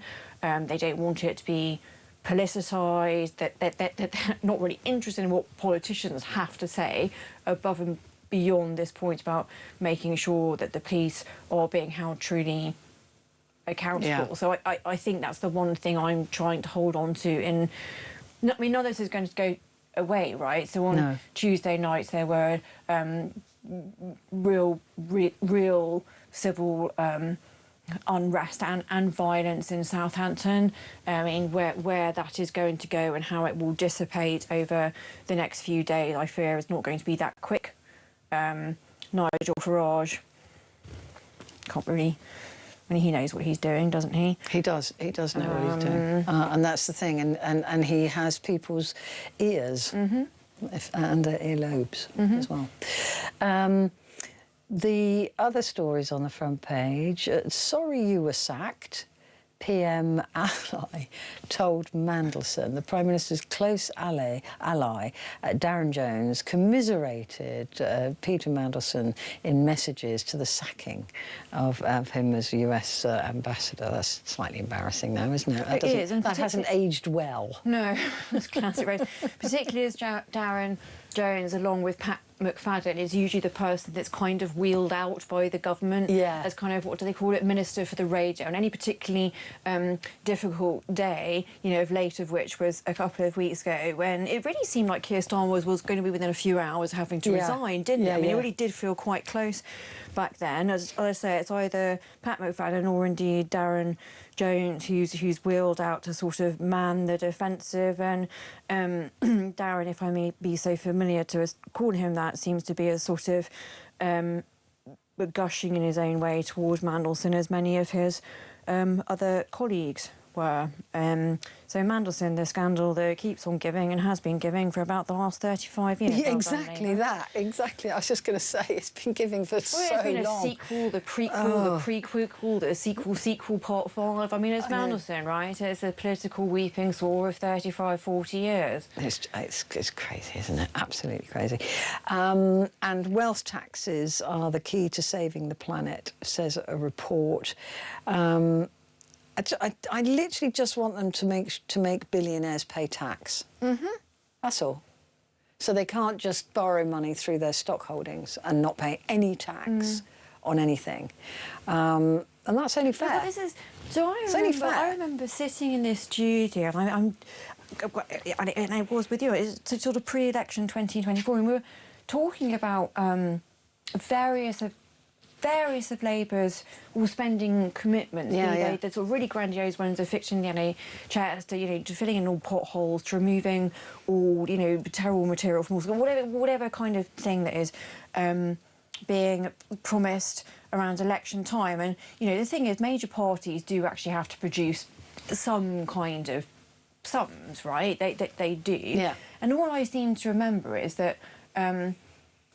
And having sort of read it myself, and actually obviously the Conservatives and indeed the Green Party attacked Labour for this, was they seem to be claiming they're going to be paying for anything from sort of non-doms.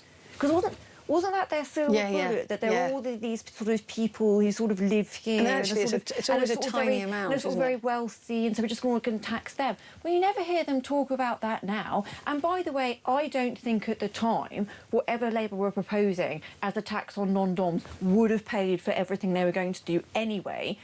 But even by their own statements that it would, you never hear them talking about it. Just kind of one of the many things that are sort of fallen by the wayside. I know. I don't understand this government at all. I really don't. Do you want to know about white eggs? I do. I know about frog's ears. I know about chicken earlobes. Hit me with white eggs, Petrie. Make it 3 for free. OK. White eggs are better for the environment because the hens that lay them are generally smaller. I said that. You did say that. I did. I said something about the methane or something. Yes. These hens consume less energy-intensive feed, lay more eggs per year, and produce less manure, which results in a significantly lower overall carbon footprint. That's from Gary. Thank you, Gary. Thank you, Gary. He's the font of all knowledge. No, Gary. for backing up my not particularly sciencey hand-waving thing of it's methane, isn't it? Gary has actually provided a breakdown of why my general hand-waving. You were on the border. You were on the border. I was in the right kind of playing field of sort of it being right. But, you know, we've all learnt something this evening about ears on creatures that we didn't think really I guess had the them. frog one is going to stay with me. Quick break and we'll be back in a moment.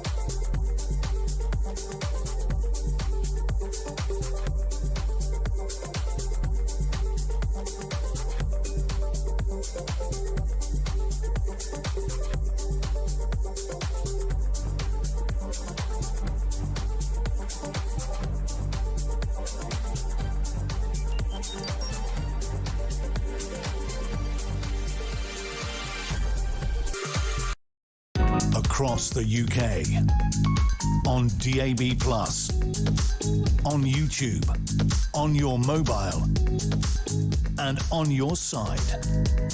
This is Talk. Hello there, this is Talk and it is Petrie here with you. And Amy, you have a little bit of a correction It was The Quick and the Dead in 1995 with Sharon Stone, not the 1992 Unforgiven. I'd kind of elided to early 90s, but both very good films. But yes, Unforgiven, the one with Clint, is the one I was talking about, and I'd momentarily gotten confused. It was all the chat about chickens' earlobes and the frogs' the ears on the top of their heads. I think it had all just gotten a bit much for me. But yes, I'm happy. Excuses. I'm happy to. So there you go, Phil. Correct that, Phil. Sorry about that. There you go, Phil in Chelmsford. That has been corrected for you. Let's get back to the papers and the Daily Mirror. After Southampton riots, this shows exactly who he is. 12:26 p.m. Farage booed in the Commons for exploiting the teen's death. And 3:26, we spot him at a swanky club. I don't think that really... he's allowed to go to a swanky club, isn't he? I mean, lots of politicians, lots of sort of the literati intelligentsia of London go to Oswald's, you know, so I'm not... I mean, to look at a photo of him coming out of somewhere expensive, I don't think that... I don't think that's particularly I think conflating the two is just stupid. It's just trying to cause a problem where... And as we literally just said, I think Farage knows exactly what he's doing. So he does. He does. Have a great... it is Oswald's. Yeah. In Mayfair. So it's either Oswald's or Annabelle's that is sort of... I mean, Annabelle's is a little passé these days. That takes me back. Little passé these days. Little passé, yeah. I think it was passé in my day. I'm not sure. But I think now it's becoming like retro passé. Oh, is it retro now? Like passé nostalgia type thing. Right. Whereas Oswald's... So it's cool to go back there again. Yes, kind of. Because it wasn't for a long time. Yes. Yeah. Yeah, he's at Oswald's. I don't know Oswald's. I've never been invited. There you go. The Daily Mail, Tories call for Henry police to be investigated. Is there much point in them calling that since they are being investigated? I mean, I guess... what would you expect the Shadow Home Secretary to say? So in that sense, I don't think they needed to say it because the police are already under of these investigations. But look, if you want to make a comparison between what one politician has said, I'd far rather sort of understand what Chris Philp on the front page of the Mail is saying than sort of some of the things that Nigel Farage, I don't think, has quite been measured about what he has commented. Yeah, it just seems to be... yeah, I was going to say that sort of thing. It's that. No, this is what I mean. I was going to say that. It certainly didn't need to be said. It hasn't... No. It hasn't it is being investigated. Anything to the lines of accountability that the police will need to be scrutinised under. But, you know, the Shadow Home Secretary would have needed to have said something, and he has said this. Yeah. And again, it's this comment, you know... When the dying student was gasping, "I've been stabbed," as he was pinned down by the police, he scoffed, "Don't think you have, mate." I mean, grot, yes, just horrible, absolutely so awful. Upsetting. Ridiculous. Right, the I paper, banned from Russia for exposing Putin's crimes. This is the I paper's own correspondent amongst 5 British nationals barred from entering Russia. Kremlin frustration with Western media is growing over coverage of the Ukraine war. I would take that as a badge of honour. Well, yes, and I think that's the spirit in which the BI has printed. I mean, I think there are various MPs that the Russians have blacklisted as well. And yes, I mean, if ever I got blacklisted by Russia, I'd think that was pretty cool because, you know... I thought it was really cool when I was escorted from Siberia back to Moscow and told to stay in my hotel room by the KGB or the SFB. I mean, at the time, that might have been tinged with a little fear, but now you can tell the story. Now you can tell the story in just an outrightly I'm so cool way. Back then, maybe a little bit scary. Yeah. Now, what was totally even scarier was getting on the Aeroflot flight where, this is God's honest truth, it was National Women's Day and so everybody was drunk and they didn't have enough fuel for the plane that I was on, so they siphoned it off other planes to put into the plane. This is Aeroflot. Yeah. So they siphoned fuel out of the other aircraft and created one aircraft with a full tank of fuel because it's a long way from Siberia to Moscow. And then they decided what would be a really good idea because there were lots of people who wanted to fly and couldn't. So we had people sitting in the seats, which are just like bolt upright, rigid but horrible seating, and then people sitting on the floor in between the two rows of seats, holding on to the legs of the chair on take-off and landing. Totally sound. I mean, there was nothing to worry about. Give people enough vodka, who's going to notice? Well, they were all, honestly, because it was International Women's Day.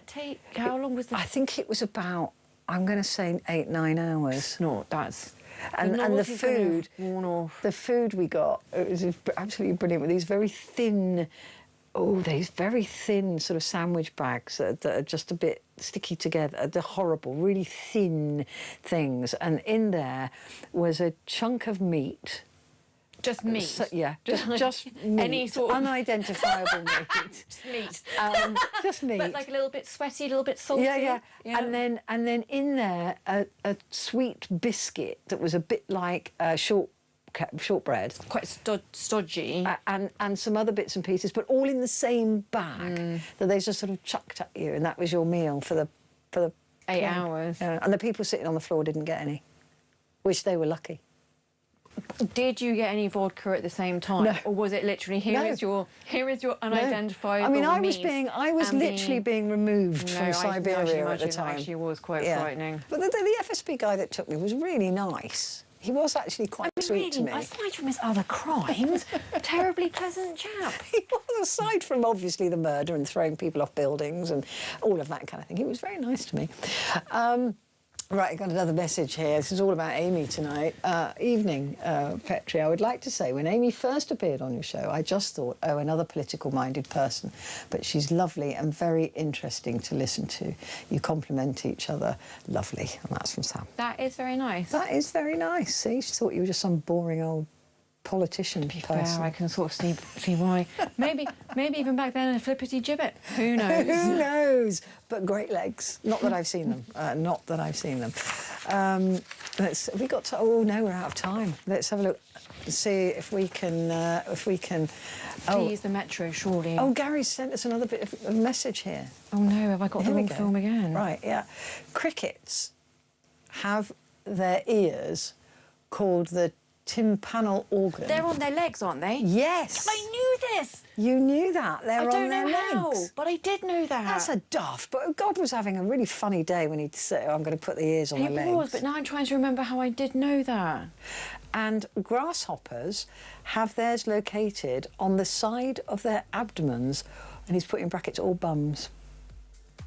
I'm really taking a lot away today. You really are learning a lot. I hope that maybe some of, because obviously we can now vote on what kind of animals and insects we want to be on any of our notes and currency. As long as they've got ears, we're happy. Maybe some of these frogs or whatever, we could vote for them to be in our pound notes. And then imagine the kind of chat we'll have when we can produce said £5 note with a frog. Did you know? And go, did you know frogs have got like their... Don't tap them on the head. Hearing pads on the tops of their heads. See, every day's a school day. Amy Fisher, thank you very much nice indeed for that. Right, coming up, it's a conversation that you and I are going to have about anxiety. Maybe that's made you anxious. I don't know. See you in a minute.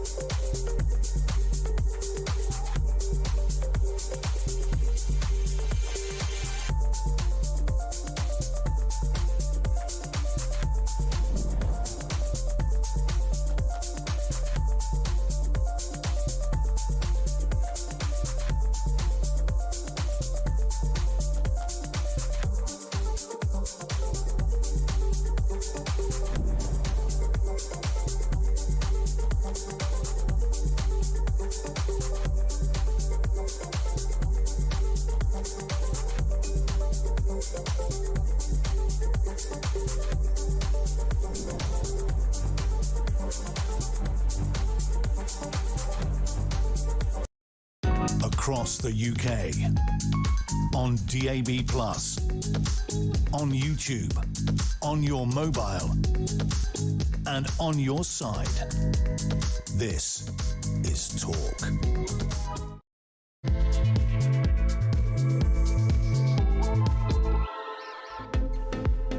Hello and a very good morning to you. It is Petrie here with you for the next hour, and this is your hour. This is where you get to talk back. And earlier on in the programme I was talking about this study that was done, a worldwide study about women's health, and within that they talk about anxiety and anger, or anger specifically, and that women in this country, in Britain, are angrier than women in the rest of Europe, not combined, but in other countries they are less angry than we are in this country. And I wanted to open that up to all of us, really, and talk about why it is that we are anxious, because this report does tie anxiety in with this as well. Why we are so anxious. What is going on at the moment that makes us anxious and angry? So what is it about this country right now that makes you angry? Or maybe it's just overall sort of anxiety that tips into anger, which it very much does. If you think about how anxious you can become about something, if the kids are around you and you're anxiously trying to, I don't know, pay a bill online and it's not working, and then your kid comes up to you and says, "Mummy, can I have?" or "Daddy, can I have?" and you shout at them, and because you're suddenly, I used to do it all the time. It was always when I couldn't get a password to work, or I couldn't get the Wi-Fi to work, or something was stressing me out, and my son would always want my attention at that point, and I would be angry with him because of my anxiety with what I was trying to achieve, which is why I've put the two of them together. I would always apologise to him, by the way, because I did believe in that, if I was in the wrong. And I think that anxiety is the root of the amount of anger that we see in this country at the moment. I mean, correct me if you think I'm wrong. I'm absolutely open to that. Anybody who's listened to me before will know that. I'm just sort of offering my view on this, and that is that I do think that anxiety takes us to a point where just one more drop and it spills over into anger. So I'd like to hear from you what it is that's keeping you at that level of anxiety. What is it in your life, in the world, in the country, that is contributing to that sense of anxiety that you have, just really pretty much just below the surface? I mean, maybe it's something to do with work, maybe it's something to do with family, maybe it's something to do with just the cost of living and this feeling of being out of control of anything, that there is no control in your world, which leads to anxiety, which leads then again to anger. And this is open to guys as well. This is not just about women's anger, but this study has started the conversation off. And I do believe that anxiety is the root of why people are so angry in this country, for whatever reason. And they'll, even if they blame migrants, it's maybe anxiety because they can't get a doctor's appointment, or they see their children, not getting enough attention at school, and that makes them anxious. And then that anger, then it becomes anger. But I do think the root of it is anxiety, that we're all anxious about something, whether it's paying the bills, whether it's about, getting your children educated, whether it's about getting seen at the NHS, whether it's about your health, whether it's about, your kids never being able to afford a house, or they're still living at home. All of these things that make us, that underlying anxiety that at a moment's notice can become anger. And I think that's what we're seeing. I genuinely do think that it's anxiety about the way we're living, or the futures that we see for ourselves or for our children, and that anxiety very quickly becomes anger. And I think that we did see that in Southampton yesterday, when people started protesting about the Novak murder, and people are angry, but there's something else that is keeping that anger at the surface, And so we're all just one more drop away from the glass overflowing. That's my view. I'd love to hear from you what you think, why you think there is so much anger in this country, why you think, you know, that there is such anxiety. I mean, I think a lot of it is fairly obvious, but I'd love to hear from you. So do give me a call, 0344 499 1000. Those calls are charged at the national rate, but we do call you back. And text the word talk and your message to 87222. Mark is in Lincolnshire. Hello, Mark. Hi there, Petrie. How are you today? Yeah, not too bad. Yourself? Good, yeah, I'm coping all right, yeah. What about this world makes you anxious? Well, for me, it's very much my health that drives me crazy. Gives me my anxiety, sometimes leading to, you know, just blind panic attacks, really bad. Oh, you have panic attacks? Obviously that in turn... They are the worst. Yeah, you don't have to tell me, Petrie. Oh my gosh! I've had some real experiences with those, that's for sure. I mean, I'm at kind of at the point with my panic attacks. I have like a GP gave me an emergency supply of diazepam. Oh really? So did you not take beta blockers or anything like that? No. He put me on some medications. To try and help with it, but it doesn't really do a huge amount. I think a lot, like I say, at the end of the day, the vast majority of it is all health related. So why does it make you anxious? By the way, there's a book that I have, and I have it in my bedroom. It is next to me, because that's usually when I get panic attacks, right? Is at night when I'm trying to go to sleep and my brain is just, you know, not being my friend, put it that way. This book by Dr. Claire Weekes, I can't remember the title of it, but it's got a weird title, but it's by Dr. Claire Weekes, and it is my Bible. Okay. Honestly, Mark, I've always recommended it. I don't know her. I don't get any money from it, but it is something that really helped me. And just reading a few pages of it when you know that it's coming, that moment, it completely helps me. And I'm not a big fan of self-help books. I don't have any others, but that one, it was bought for me by a friend, and I'm forever, ever grateful about it. But anyway, tell me why your health makes you anxious. Well, I have two major issues. One is, I think, I was trying to think back now. I mean, it started in 2012, and then I think it wasn't really diagnosed till about 2015, I think. It took about 3 years to get a diagnosis. It ended up being a fairly rare heart condition that was causing the issue. Wow. Basically, I'd had a period between 2012 and 2015 where basically all that was ever happening, Petrie, was probably 2-3 times a week I would get what you would consider classic heart attack symptoms. So you would get the chest pain, pain in the arm, pain in your back, sweating, out of breath, dizziness, which is absolute classic. So obviously you do the initial thing, you know what I mean? You call for an ambulance, you know.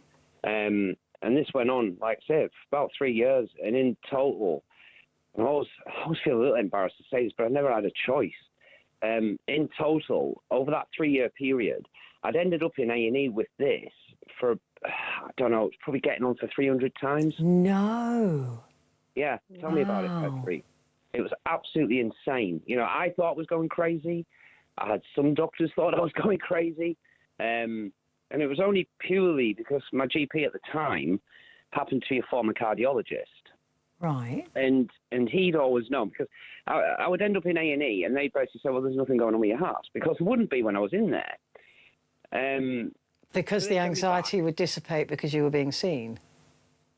Well, back then, I don't think I really had the anxiety as such. I was more angry than anything else at the time, because you know, they, like I say, they would send me back home. And then, you know, they'd end up from time to time, they'd write to the doctor, my GP and stuff. And then I'd still be seeing, obviously, my GP. I'd still be reporting these symptoms all the time. And it was just really difficult because the GP, you know, I'd seen him many times. And he was just basically saying, well, I'm a cardiologist, so I can see from your ECGs there's something going on here. But it's not, the issue was, where the issue was really arising was, when you go to A&E, they're looking for specific things with your heart. If they're not seeing them, then as far as they're concerned, everything's tickety-boo. So they kind of move. Yeah, it's not that emergency that they can deal with. So it's a more chronic. Basically. Yeah. But at the same time, I've then got my GP at the time basically saying to me, well, I'm your GP. I'm never going to tell you not to call an ambulance with this. Of course. Because we don't know if something's actually really is happening on this occasion. And as I say, because of his background, he'd eventually transferred me, referred me to, it was I think it was Leicester Heart Hospital. And for, literally just one appointment there. And it happened to be with the guy that ran the department, some professor. And went in with him. And within about 15 minutes, he said, I know what you've got. And I was like, oh, right. So he told me what it was, which is, I'll tell you what it is. It's called coronary artery spasms. Right. Never heard of that. It's basically, obviously, you have your coronary artery, yeah? Yeah. You've had, I presume, as most people have, you've had a spasm in your leg or something in the past. Yeah. Well, if you can imagine that, but it's your coronary artery. So basically what it does is it goes into a spasm, essentially shuts off the blood supply to your heart temporarily for literally fractions of a second. But it's that one incident that then causes the symptoms, the heart attack symptoms. So your heart then goes into sort of panic? Yeah, essentially, yeah. And it starts throwing out all the symptoms and signs that you would get, if that makes sense. So it does make sense. But now, oh gosh, I mean, that's almost worse because now you know what it is, but equally it could still be a heart attack. Yeah, well, that's the problem, isn't it? Yeah. I mean, I'm really understanding your anxiety now because yeah. How can you not have anxiety when that's always there? Yeah, because it's all very well somebody saying, yeah, well, you know what's wrong with you and you know it's not a heart attack, but that one time it could be, right? That's what I would be thinking. If the symptoms are the same, I'd be going, well, what if this is a heart attack? Well, precisely, Petrie. You know, what do you do? Oh, my gosh. So you're kind of like a bit stuffed. I mean, having said that, I mean, he put me on a combination of medications to help with it. And to be fair, touch wood, it's been okay. You know, it's very well controlled at the minute, or at least has been for the last few years. But do you still worry about it? Well, of course I do, because I do still, because I still chat with my doctor quite often. I mean, if I'm honest, I'll still end up with an ambulance here maybe anywhere between 2 and 4 times in a year. Because sometimes it will get to a point where it's kind of like, I really don't know if this is something. Absolutely, and no one's going to say, because the one time you don't do it, right, that's what I'd be thinking anyway. The time that I don't do it, it'll be a heart attack. Well, the weird thing is, in all those, when I had that initial 3-year period for these, getting on 300 bloody visits, the one thing that never happened, which I kind of was always expecting to happen, was, I don't know whether you're aware, but the ambulance service can essentially restrict access to patients, like basically frequent flyers, if you know what I mean. Oh, right, okay. Yeah, but they never did that with me. And I did actually ask, I've asked a couple of paramedics over the 3 years, and they'd always said the same thing, because when we come out, we're still seeing it. It's just when you get to the A&E, everything's settled down, if you know what I mean. Yeah, and also, it like you said, it could be you've got all the symptoms, so they've got to treat you like it is. Well, that's it. I mean, the crazy thing is, Petrie, as the guy that I saw, this professor that I saw that diagnosed this, he said to me, I think I did have a second follow-up appointment, about 6 months after, I think, see how the medication was going, and I was chatting to him about it, and it was still fairly frequent, but it had settled down largely at that point. And he basically said, well, we can correct it. We can give you a permanent fix to this problem. And I says, oh, right. And obviously my ears perked up, and I thought, oh, this sounds interesting, because I was rather like that. And he said, basically what it is, because bear in mind, during all this investigation, I'd had an angiogram to make sure there wasn't anything, which there wasn't. And he basically said, well, what we would do is we'd give you another angiogram. And when we're in there with the camera and everything, we'd basically give you a drug that induces this spasm. And he says, because apparently, I mean, I don't know this 100% myself yet, I'm only relaying what he told me, apparently it's normally one specific area of the coronary artery that's affected. Right. So the idea is they go in, they put the drug in, it induces a spasm, they see where the spasm, which actual part it is, and they stent it, basically, to force it open. So no matter whether you get the spasm or not, you won't get the symptoms. Right. Why aren't you having that done? Because there's one slight problem, as he went on to tell me. The drug that they give you is known, it has a high risk of causing what he described as a repeated spasm, an uncontrolled repeated spasm. So in other words, it can trigger the spasm, but it might not stop. And he said, the problem with it is we can't reverse it. So if that happens, you're looking at 50-50. You know what I mean? Oh, yeah, that's too high a risk. Yeah.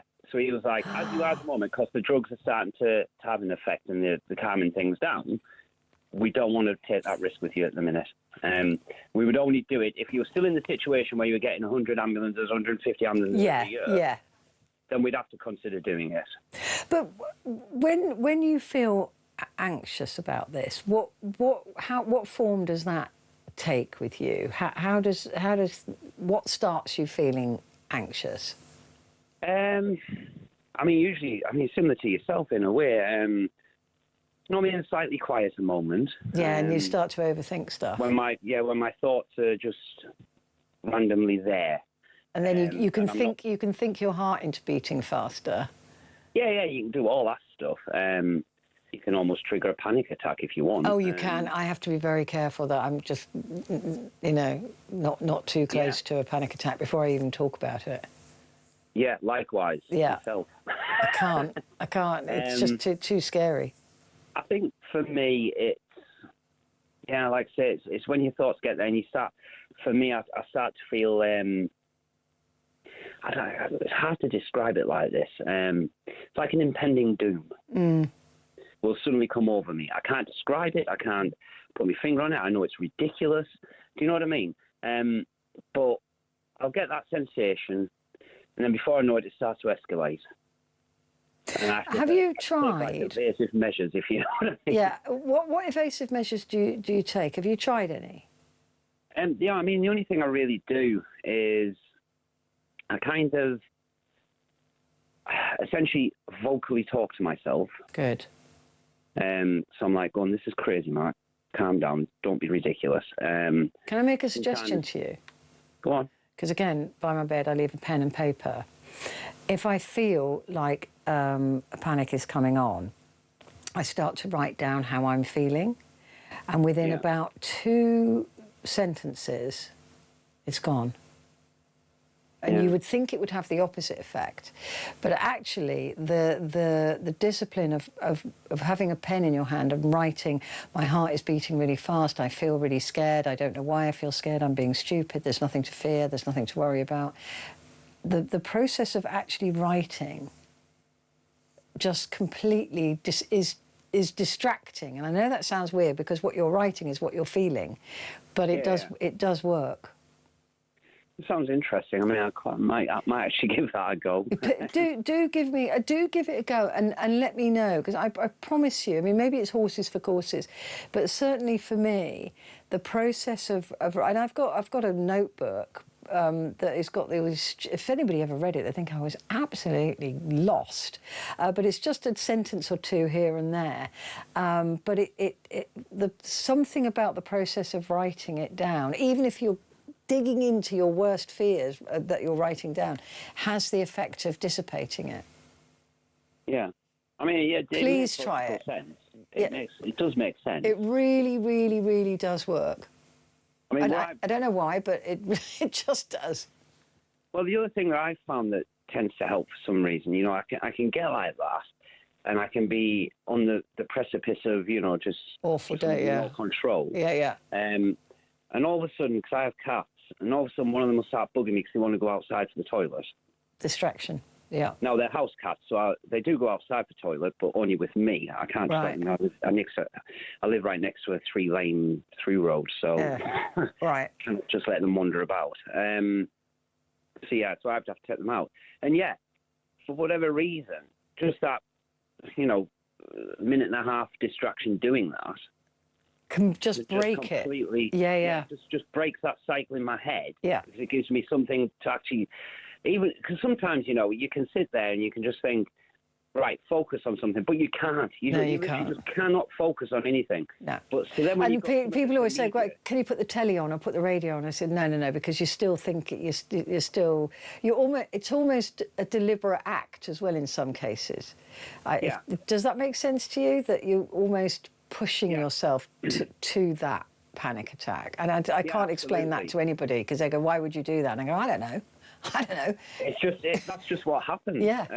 I think if you're suffering with stuff like that, you would get that. You would say that to anybody that suffers these kind of problems. Yeah. And they'll understand exactly what you mean. Yeah. It's almost like you're taunting yourself a little bit. Yeah. Absolutely. Yeah. And that's why watching something or listening to something benignly or passively doesn't actually help, because your brain will override that passivity, right? So that's why the act of doing something, the act of going and letting the cats out or writing something down, is that, you know, that you're somehow stopping your brain from taunting you. I don't know if that makes sense. But listen, give it a go, Mark, because it look, anything, right? If it just helps, it may just be that control. Maybe it's about control that you need in that particular moment, and because you're concentrating on writing, your brain isn't taunting you. Yeah, absolutely. I mean, I think anything that helps with that side of it. Oh yeah, I honestly, they're so awful. I mean, my heart breaks for you because I just couldn't. It's just so horrible. I wouldn't wish them on absolutely anybody. They are, even people I just absolutely detest. I wouldn't wish it on them because it's just so awful. I've always said the same thing myself. You know, it's kind of like the one thing I would never wish on anybody, because it's so debilitating. It really incredibly debilitating. It's just, you know, I mean, cause like my other thing, especially at the minute, because what I've noticed this year, Petrie, is it's actually gotten, my anxiety's been really bad this year, really bad.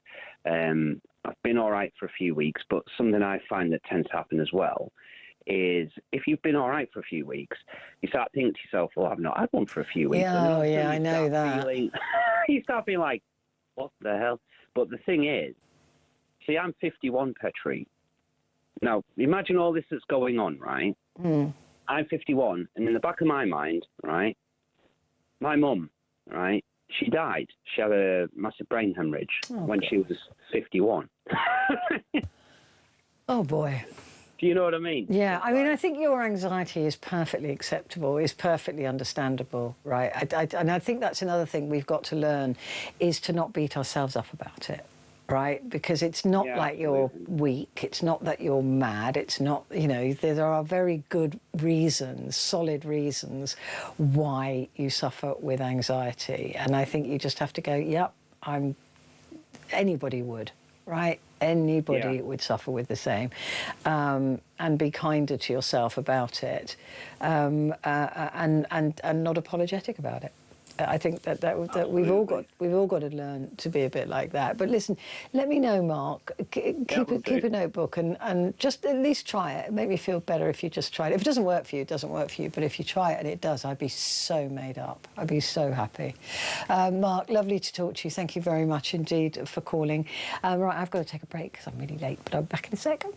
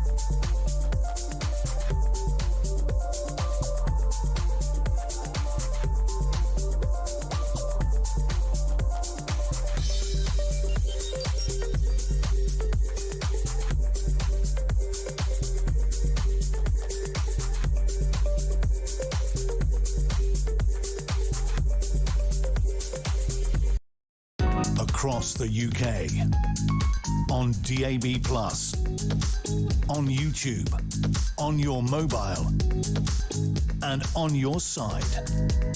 This is Talk. Hello there, this is Talk and it is Petrie here with you until 1 o'clock, and I've got a bit of breaking international news here. The US House of Representatives have passed a measure that seeks to halt President Trump from taking further military action in Iran.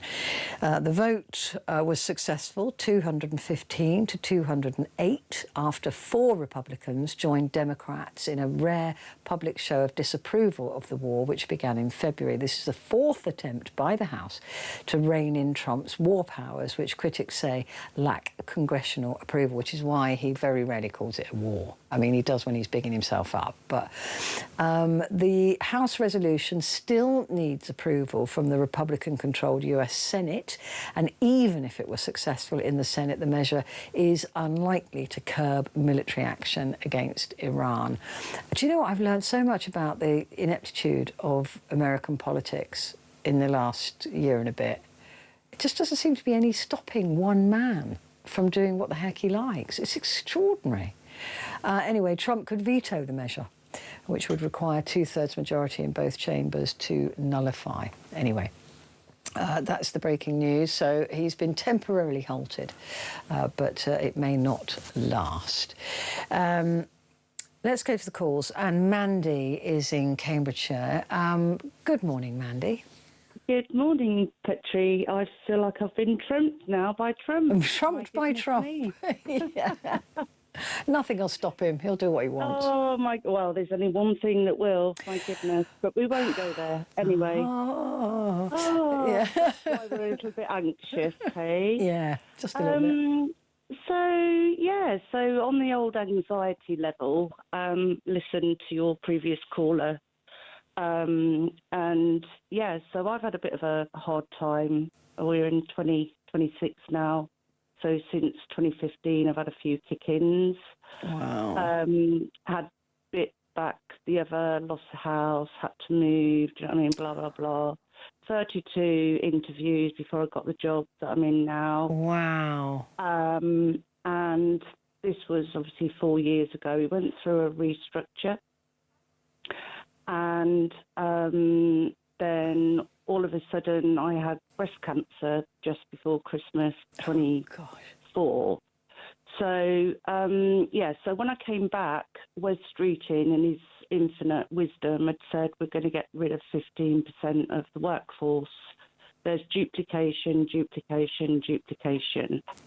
Well, I then heard that on the Monday. Then on the Wednesday, I was still off at the moment, still on sick leave, recovering. Had a really bad time with breast cancer.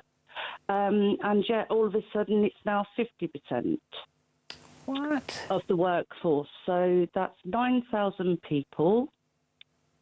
It's going on about duplication.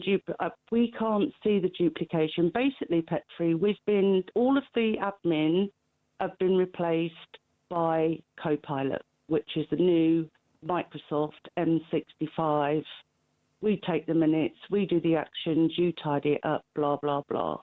So they've kept everybody above a band 7 and got Of course they have.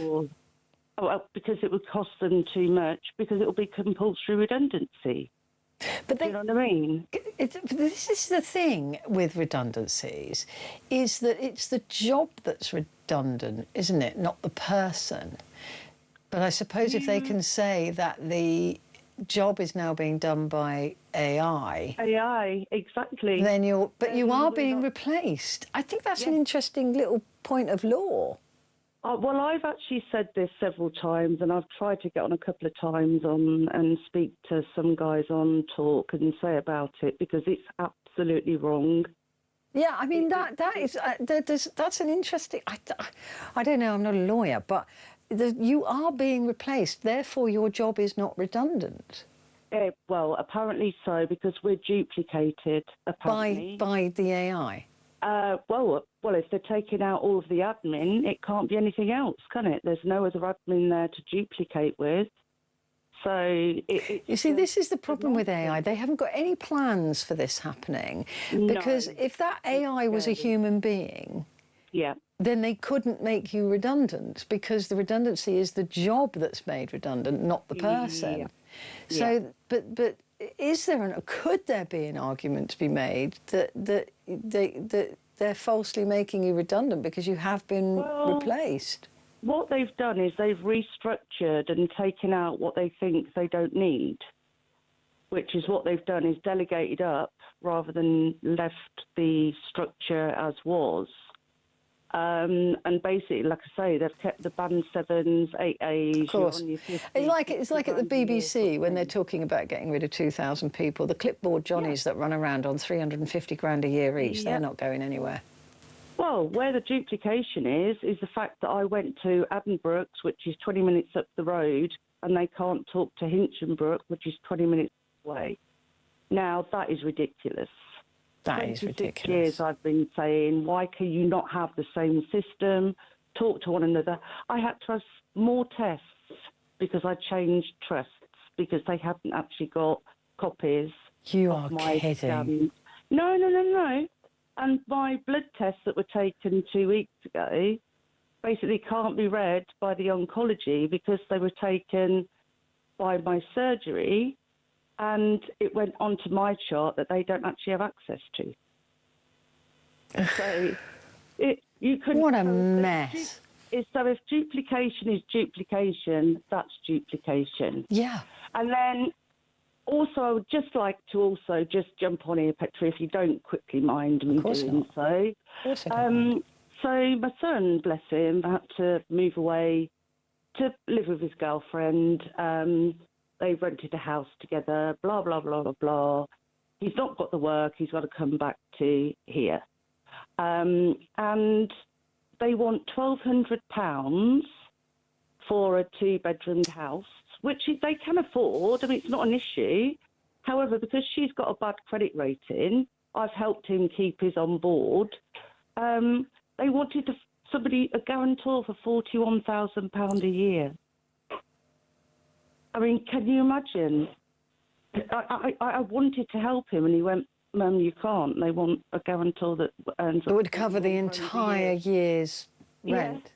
Yeah, I had to be guarantor to my son several times. Yeah, it's absolutely... It's shocking. It really is shocking. And then I will just say, the family next door that overcrowded the 1-bedroom flat that Reggie and I live in with 3 adults have just jumped the housing list and got a house in a year. And when I asked him why he didn't rent something bigger, we couldn't afford it. It just gets if that doesn't grate your ideas. I know. Well, absolutely. I mean, no wonder that you're... So do you know for sure that you've lost your job? Pretty much, yeah. You've got this Phil Carver that sat there with his little bald head thinking he knows what he's talking about, flapping his chops, but it's just, when you're in a consultation, you know what a consultation means, effectively. We're telling you what we're doing, we're just telling you what we're doing. And that's it, done. Dusted. But can you, again, use your recent health crisis as a point of... No. You can't even say, look, you're sacking me because I was ill. I want to go to tribunal. No. So I actually went back after 3 months. I could have had a whole 3 months off last year on full pay. I went back after 3 months. I actually had a drain in and was having that district nurse visit. I couldn't have gone into the office. Basically, I work from home, which is a good thing. I couldn't have gone into the office. I went back to work early. And I worked my absolute socks off just to be told by Phil Carver that basically, you're all out of a job and it'll be by October. The problem I've got is I can't live on £104 a week. I know that I'm going to fall into that trap and I don't know what's going to happen. And it scares me. I'm not just anxious about it, I'm psychotic about it. Of course. And I mean, it's a perfect... Again, I want to say to you that what you're experiencing, because a lot of people go, anxiety is just self, blah, blah, blah. Not true. You've got very good reasons to feel the way that you feel. I mean, can you sort of preempt this October thing by looking for work now or trying to figure something out now? Or is it just a lack of employers in Cambridgeshire? I could, if what they've done to me, so as I said, from 2015, I had a breakdown. I managed to pull myself. There's 3 breaks in a cup. You chip away at it, you can still drink from it. You crack it, you can still drink from it. You drop it again, and it's smashed to smithereens, and I'm smashed to smithereens. I can't do any more. There's a lot you've been through, yeah. Do you know what I mean? I've just tried my hardest, and you just keep getting beaten down, and all this. It's just so wrong. And the fact that people can just, I mean, I really don't feel in myself at the moment that I'm capable of holding down a job. Of course. And if you had that job to hold down, you would be less anxious because you wouldn't be worried about what's going to happen in October. Exactly. And I mean, I actually so I built myself up from, I was a medical secretary. I worked my way up to deputy practice manager, through to practice manager, through to locum managers, through to managing at arm's length APMS contracts, and then... Gosh, you're so qualified. Are there not loads of doctor surgeries around you that could use your experience? No, because I've just lost my confidence. Yeah. It's not there anymore. Yeah. It's so... Once you've lost it, it's so difficult to try and get back. And I'm actually doing quite well because I'm not crying at the moment. And thank you, Petrie, bless you, because it's lovely speaking to somebody. Do you know what I mean? And I know it's all obviously out on the waves and things. No, like it's just that, us two talking. That's the way it feels to me, anyway. Yeah, bless you. But yeah, it's just so. And like I say, my son, I'm worried about him. I'm permanently anxious about my son and what he pays for his rent and, his future chances and all of that. Permanent. Yeah. It's permanent. And I mean, he's 38 and he's worked hard since he was 16 years old. He's a roofer. Do you know what I mean? He should pretty much be getting on with his own mortgage by now. Yeah, I know the feeling. Mine's 28, and I by that time I had bought a house. Well, I was 35, so I was a little later. However, but still, you knew you could, right? Well, I should have paid my mortgage off next year if it hadn't been for family issues. Yeah. So it's just so difficult, and effectively, the rent that they're going to pay if I'm on the social wouldn't even cover my rent. So you get £424 a month just on universal credit, and they give you, I think it's £149 a week rent. So effectively, the rents around here is £750. So you work that out. Good heavens. So it's 150 out years, 425 or whatever it is a month. Then it's 80 quid a month just for your lecky, because I've got electric storage heaters. So, yeah, anxious. I mean, again, I mean, I'm surprised you're even able to breathe with the level of stuff that you've got to put up with. And it's a credit to you that you're compass mentis enough to even hold down a conversation, because I'm not sure I would be able to. But it is a credit to you, and it is a credit to your strength. And you clearly are an incredibly strong woman. And just hang on to that. And like I said, before, to Mark, you've got to be kind to yourself and acknowledge the fact that anyone would buckle, and probably buckle harder than you have in your circumstances. And I'm sure Mark will agree, it's very, very difficult to actually big yourself up like that when your chin's on the floor. I know, but OK, let me give you some advice now. Mm-hmm. Talk to yourself the way you would talk to a friend. Okay. So, in other words, if you're saying to yourself, I'm useless, I'm rubbish, I'm stupid, I don't know what's going on in my life, I haven't got any control. If a friend was saying that to you, what would you say back to them? You'd say, don't talk about yourself like that. You're fantastic, you're amazing, you're strong, wouldn't you? Yeah. Of course. No, thank you. Thank you so much. Talk to yourself like you would to a friend. I say this to all of my friends. And if I hear you talking bad about yourself, I'd say, don't talk about Mandy like that. She's a friend of mine. Oh, thank you. All right, so don't talk badly about yourself. Allow yourself, cut yourself some slack, and appreciate that what you're going through is really tough. You will come out of it. You're a fighter. You've proved that. But don't listen to that voice. Talk back to it as if you are the friend that you're talking to. That's a talk back, hey? A talk back. Talk back. Don't take any nonsense from Mandy when she's trying to drag you down, all right? Thank you, Petrie. Promise you'll try that.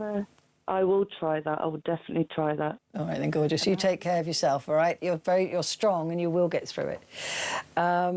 If you're listening to this programme and you're feeling that you suffer with anxiety, then if you go to talk.tv/helplines, we've got loads and loads of helplines on there. But for anxiety, there's an anxietyuk.org.uk. So there is a place you can go if you're feeling anxious. I've got to take a break, but I'll be back in a moment.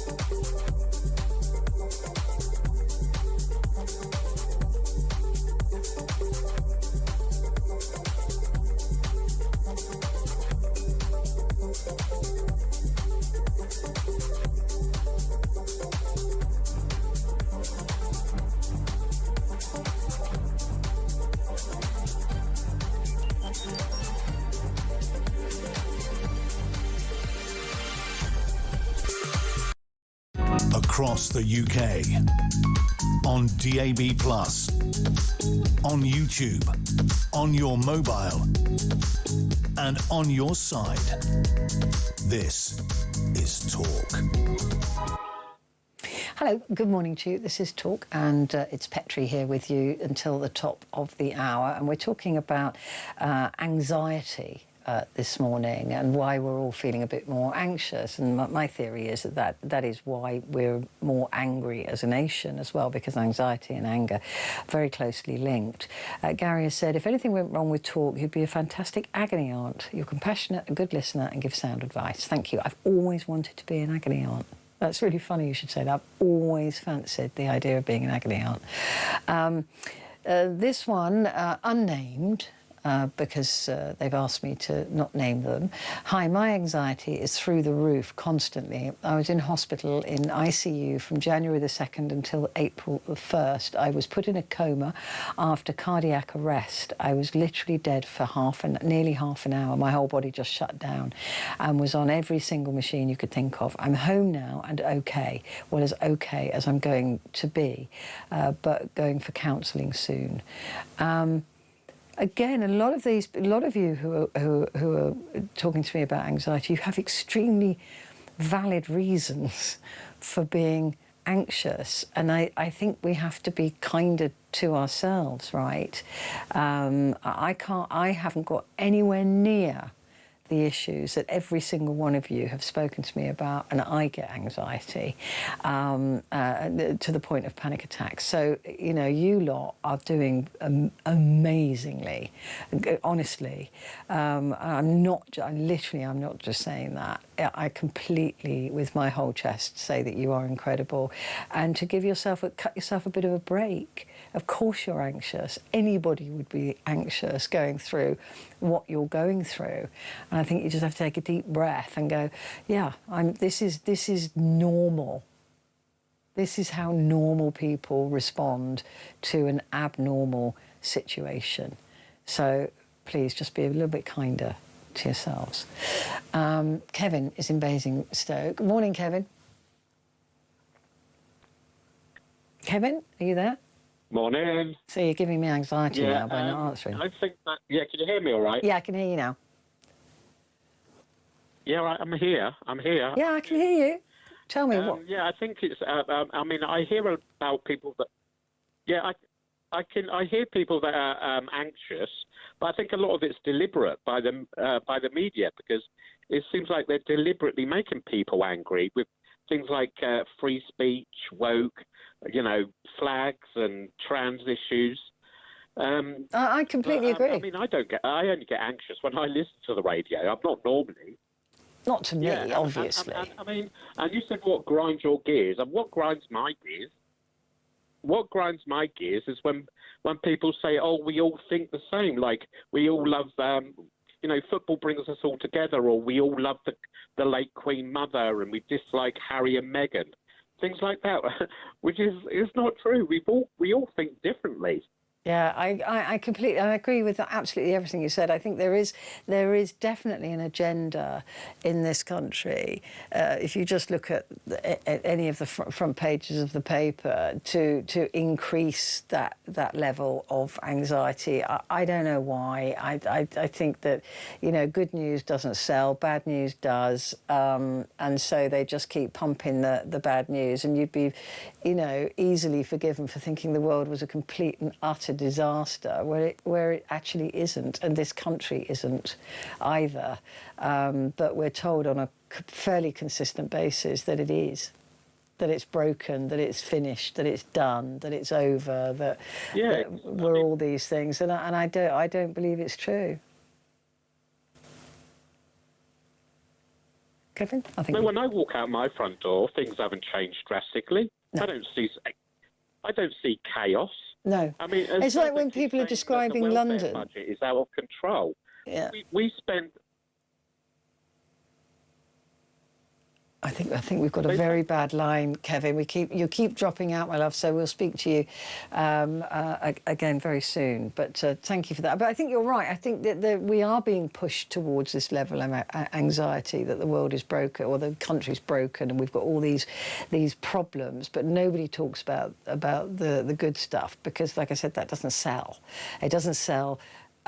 Radio, it doesn't sell television, it doesn't sell newspapers. Rage baiting does, right? And that's just the truth of it. Alison is in Sussex. Hello, Alison. Good morning. Hello, Petrie. I've spoken to you before. Yeah, nice to speak to you again. On this same subject, and you're brilliant. Thank you. Anxiety. I get very fed up with hearing politicians and everything else saying, oh, it's a bit of anxiety, it's a bit of this, it's a bit of that, and never really almost taking the mickey out of people that have got that anxiety and that it's so trivial and it's so, easy to get through it. I mean, I've got bipolar and anxiety comes with that, and I have terrible panic attacks. Oh, bless your heart. They are the worst. You know what they're like, yeah. and luckily I work. But I've had panic attacks in my actual work before now, and I've got some tips that maybe help people. Go on then.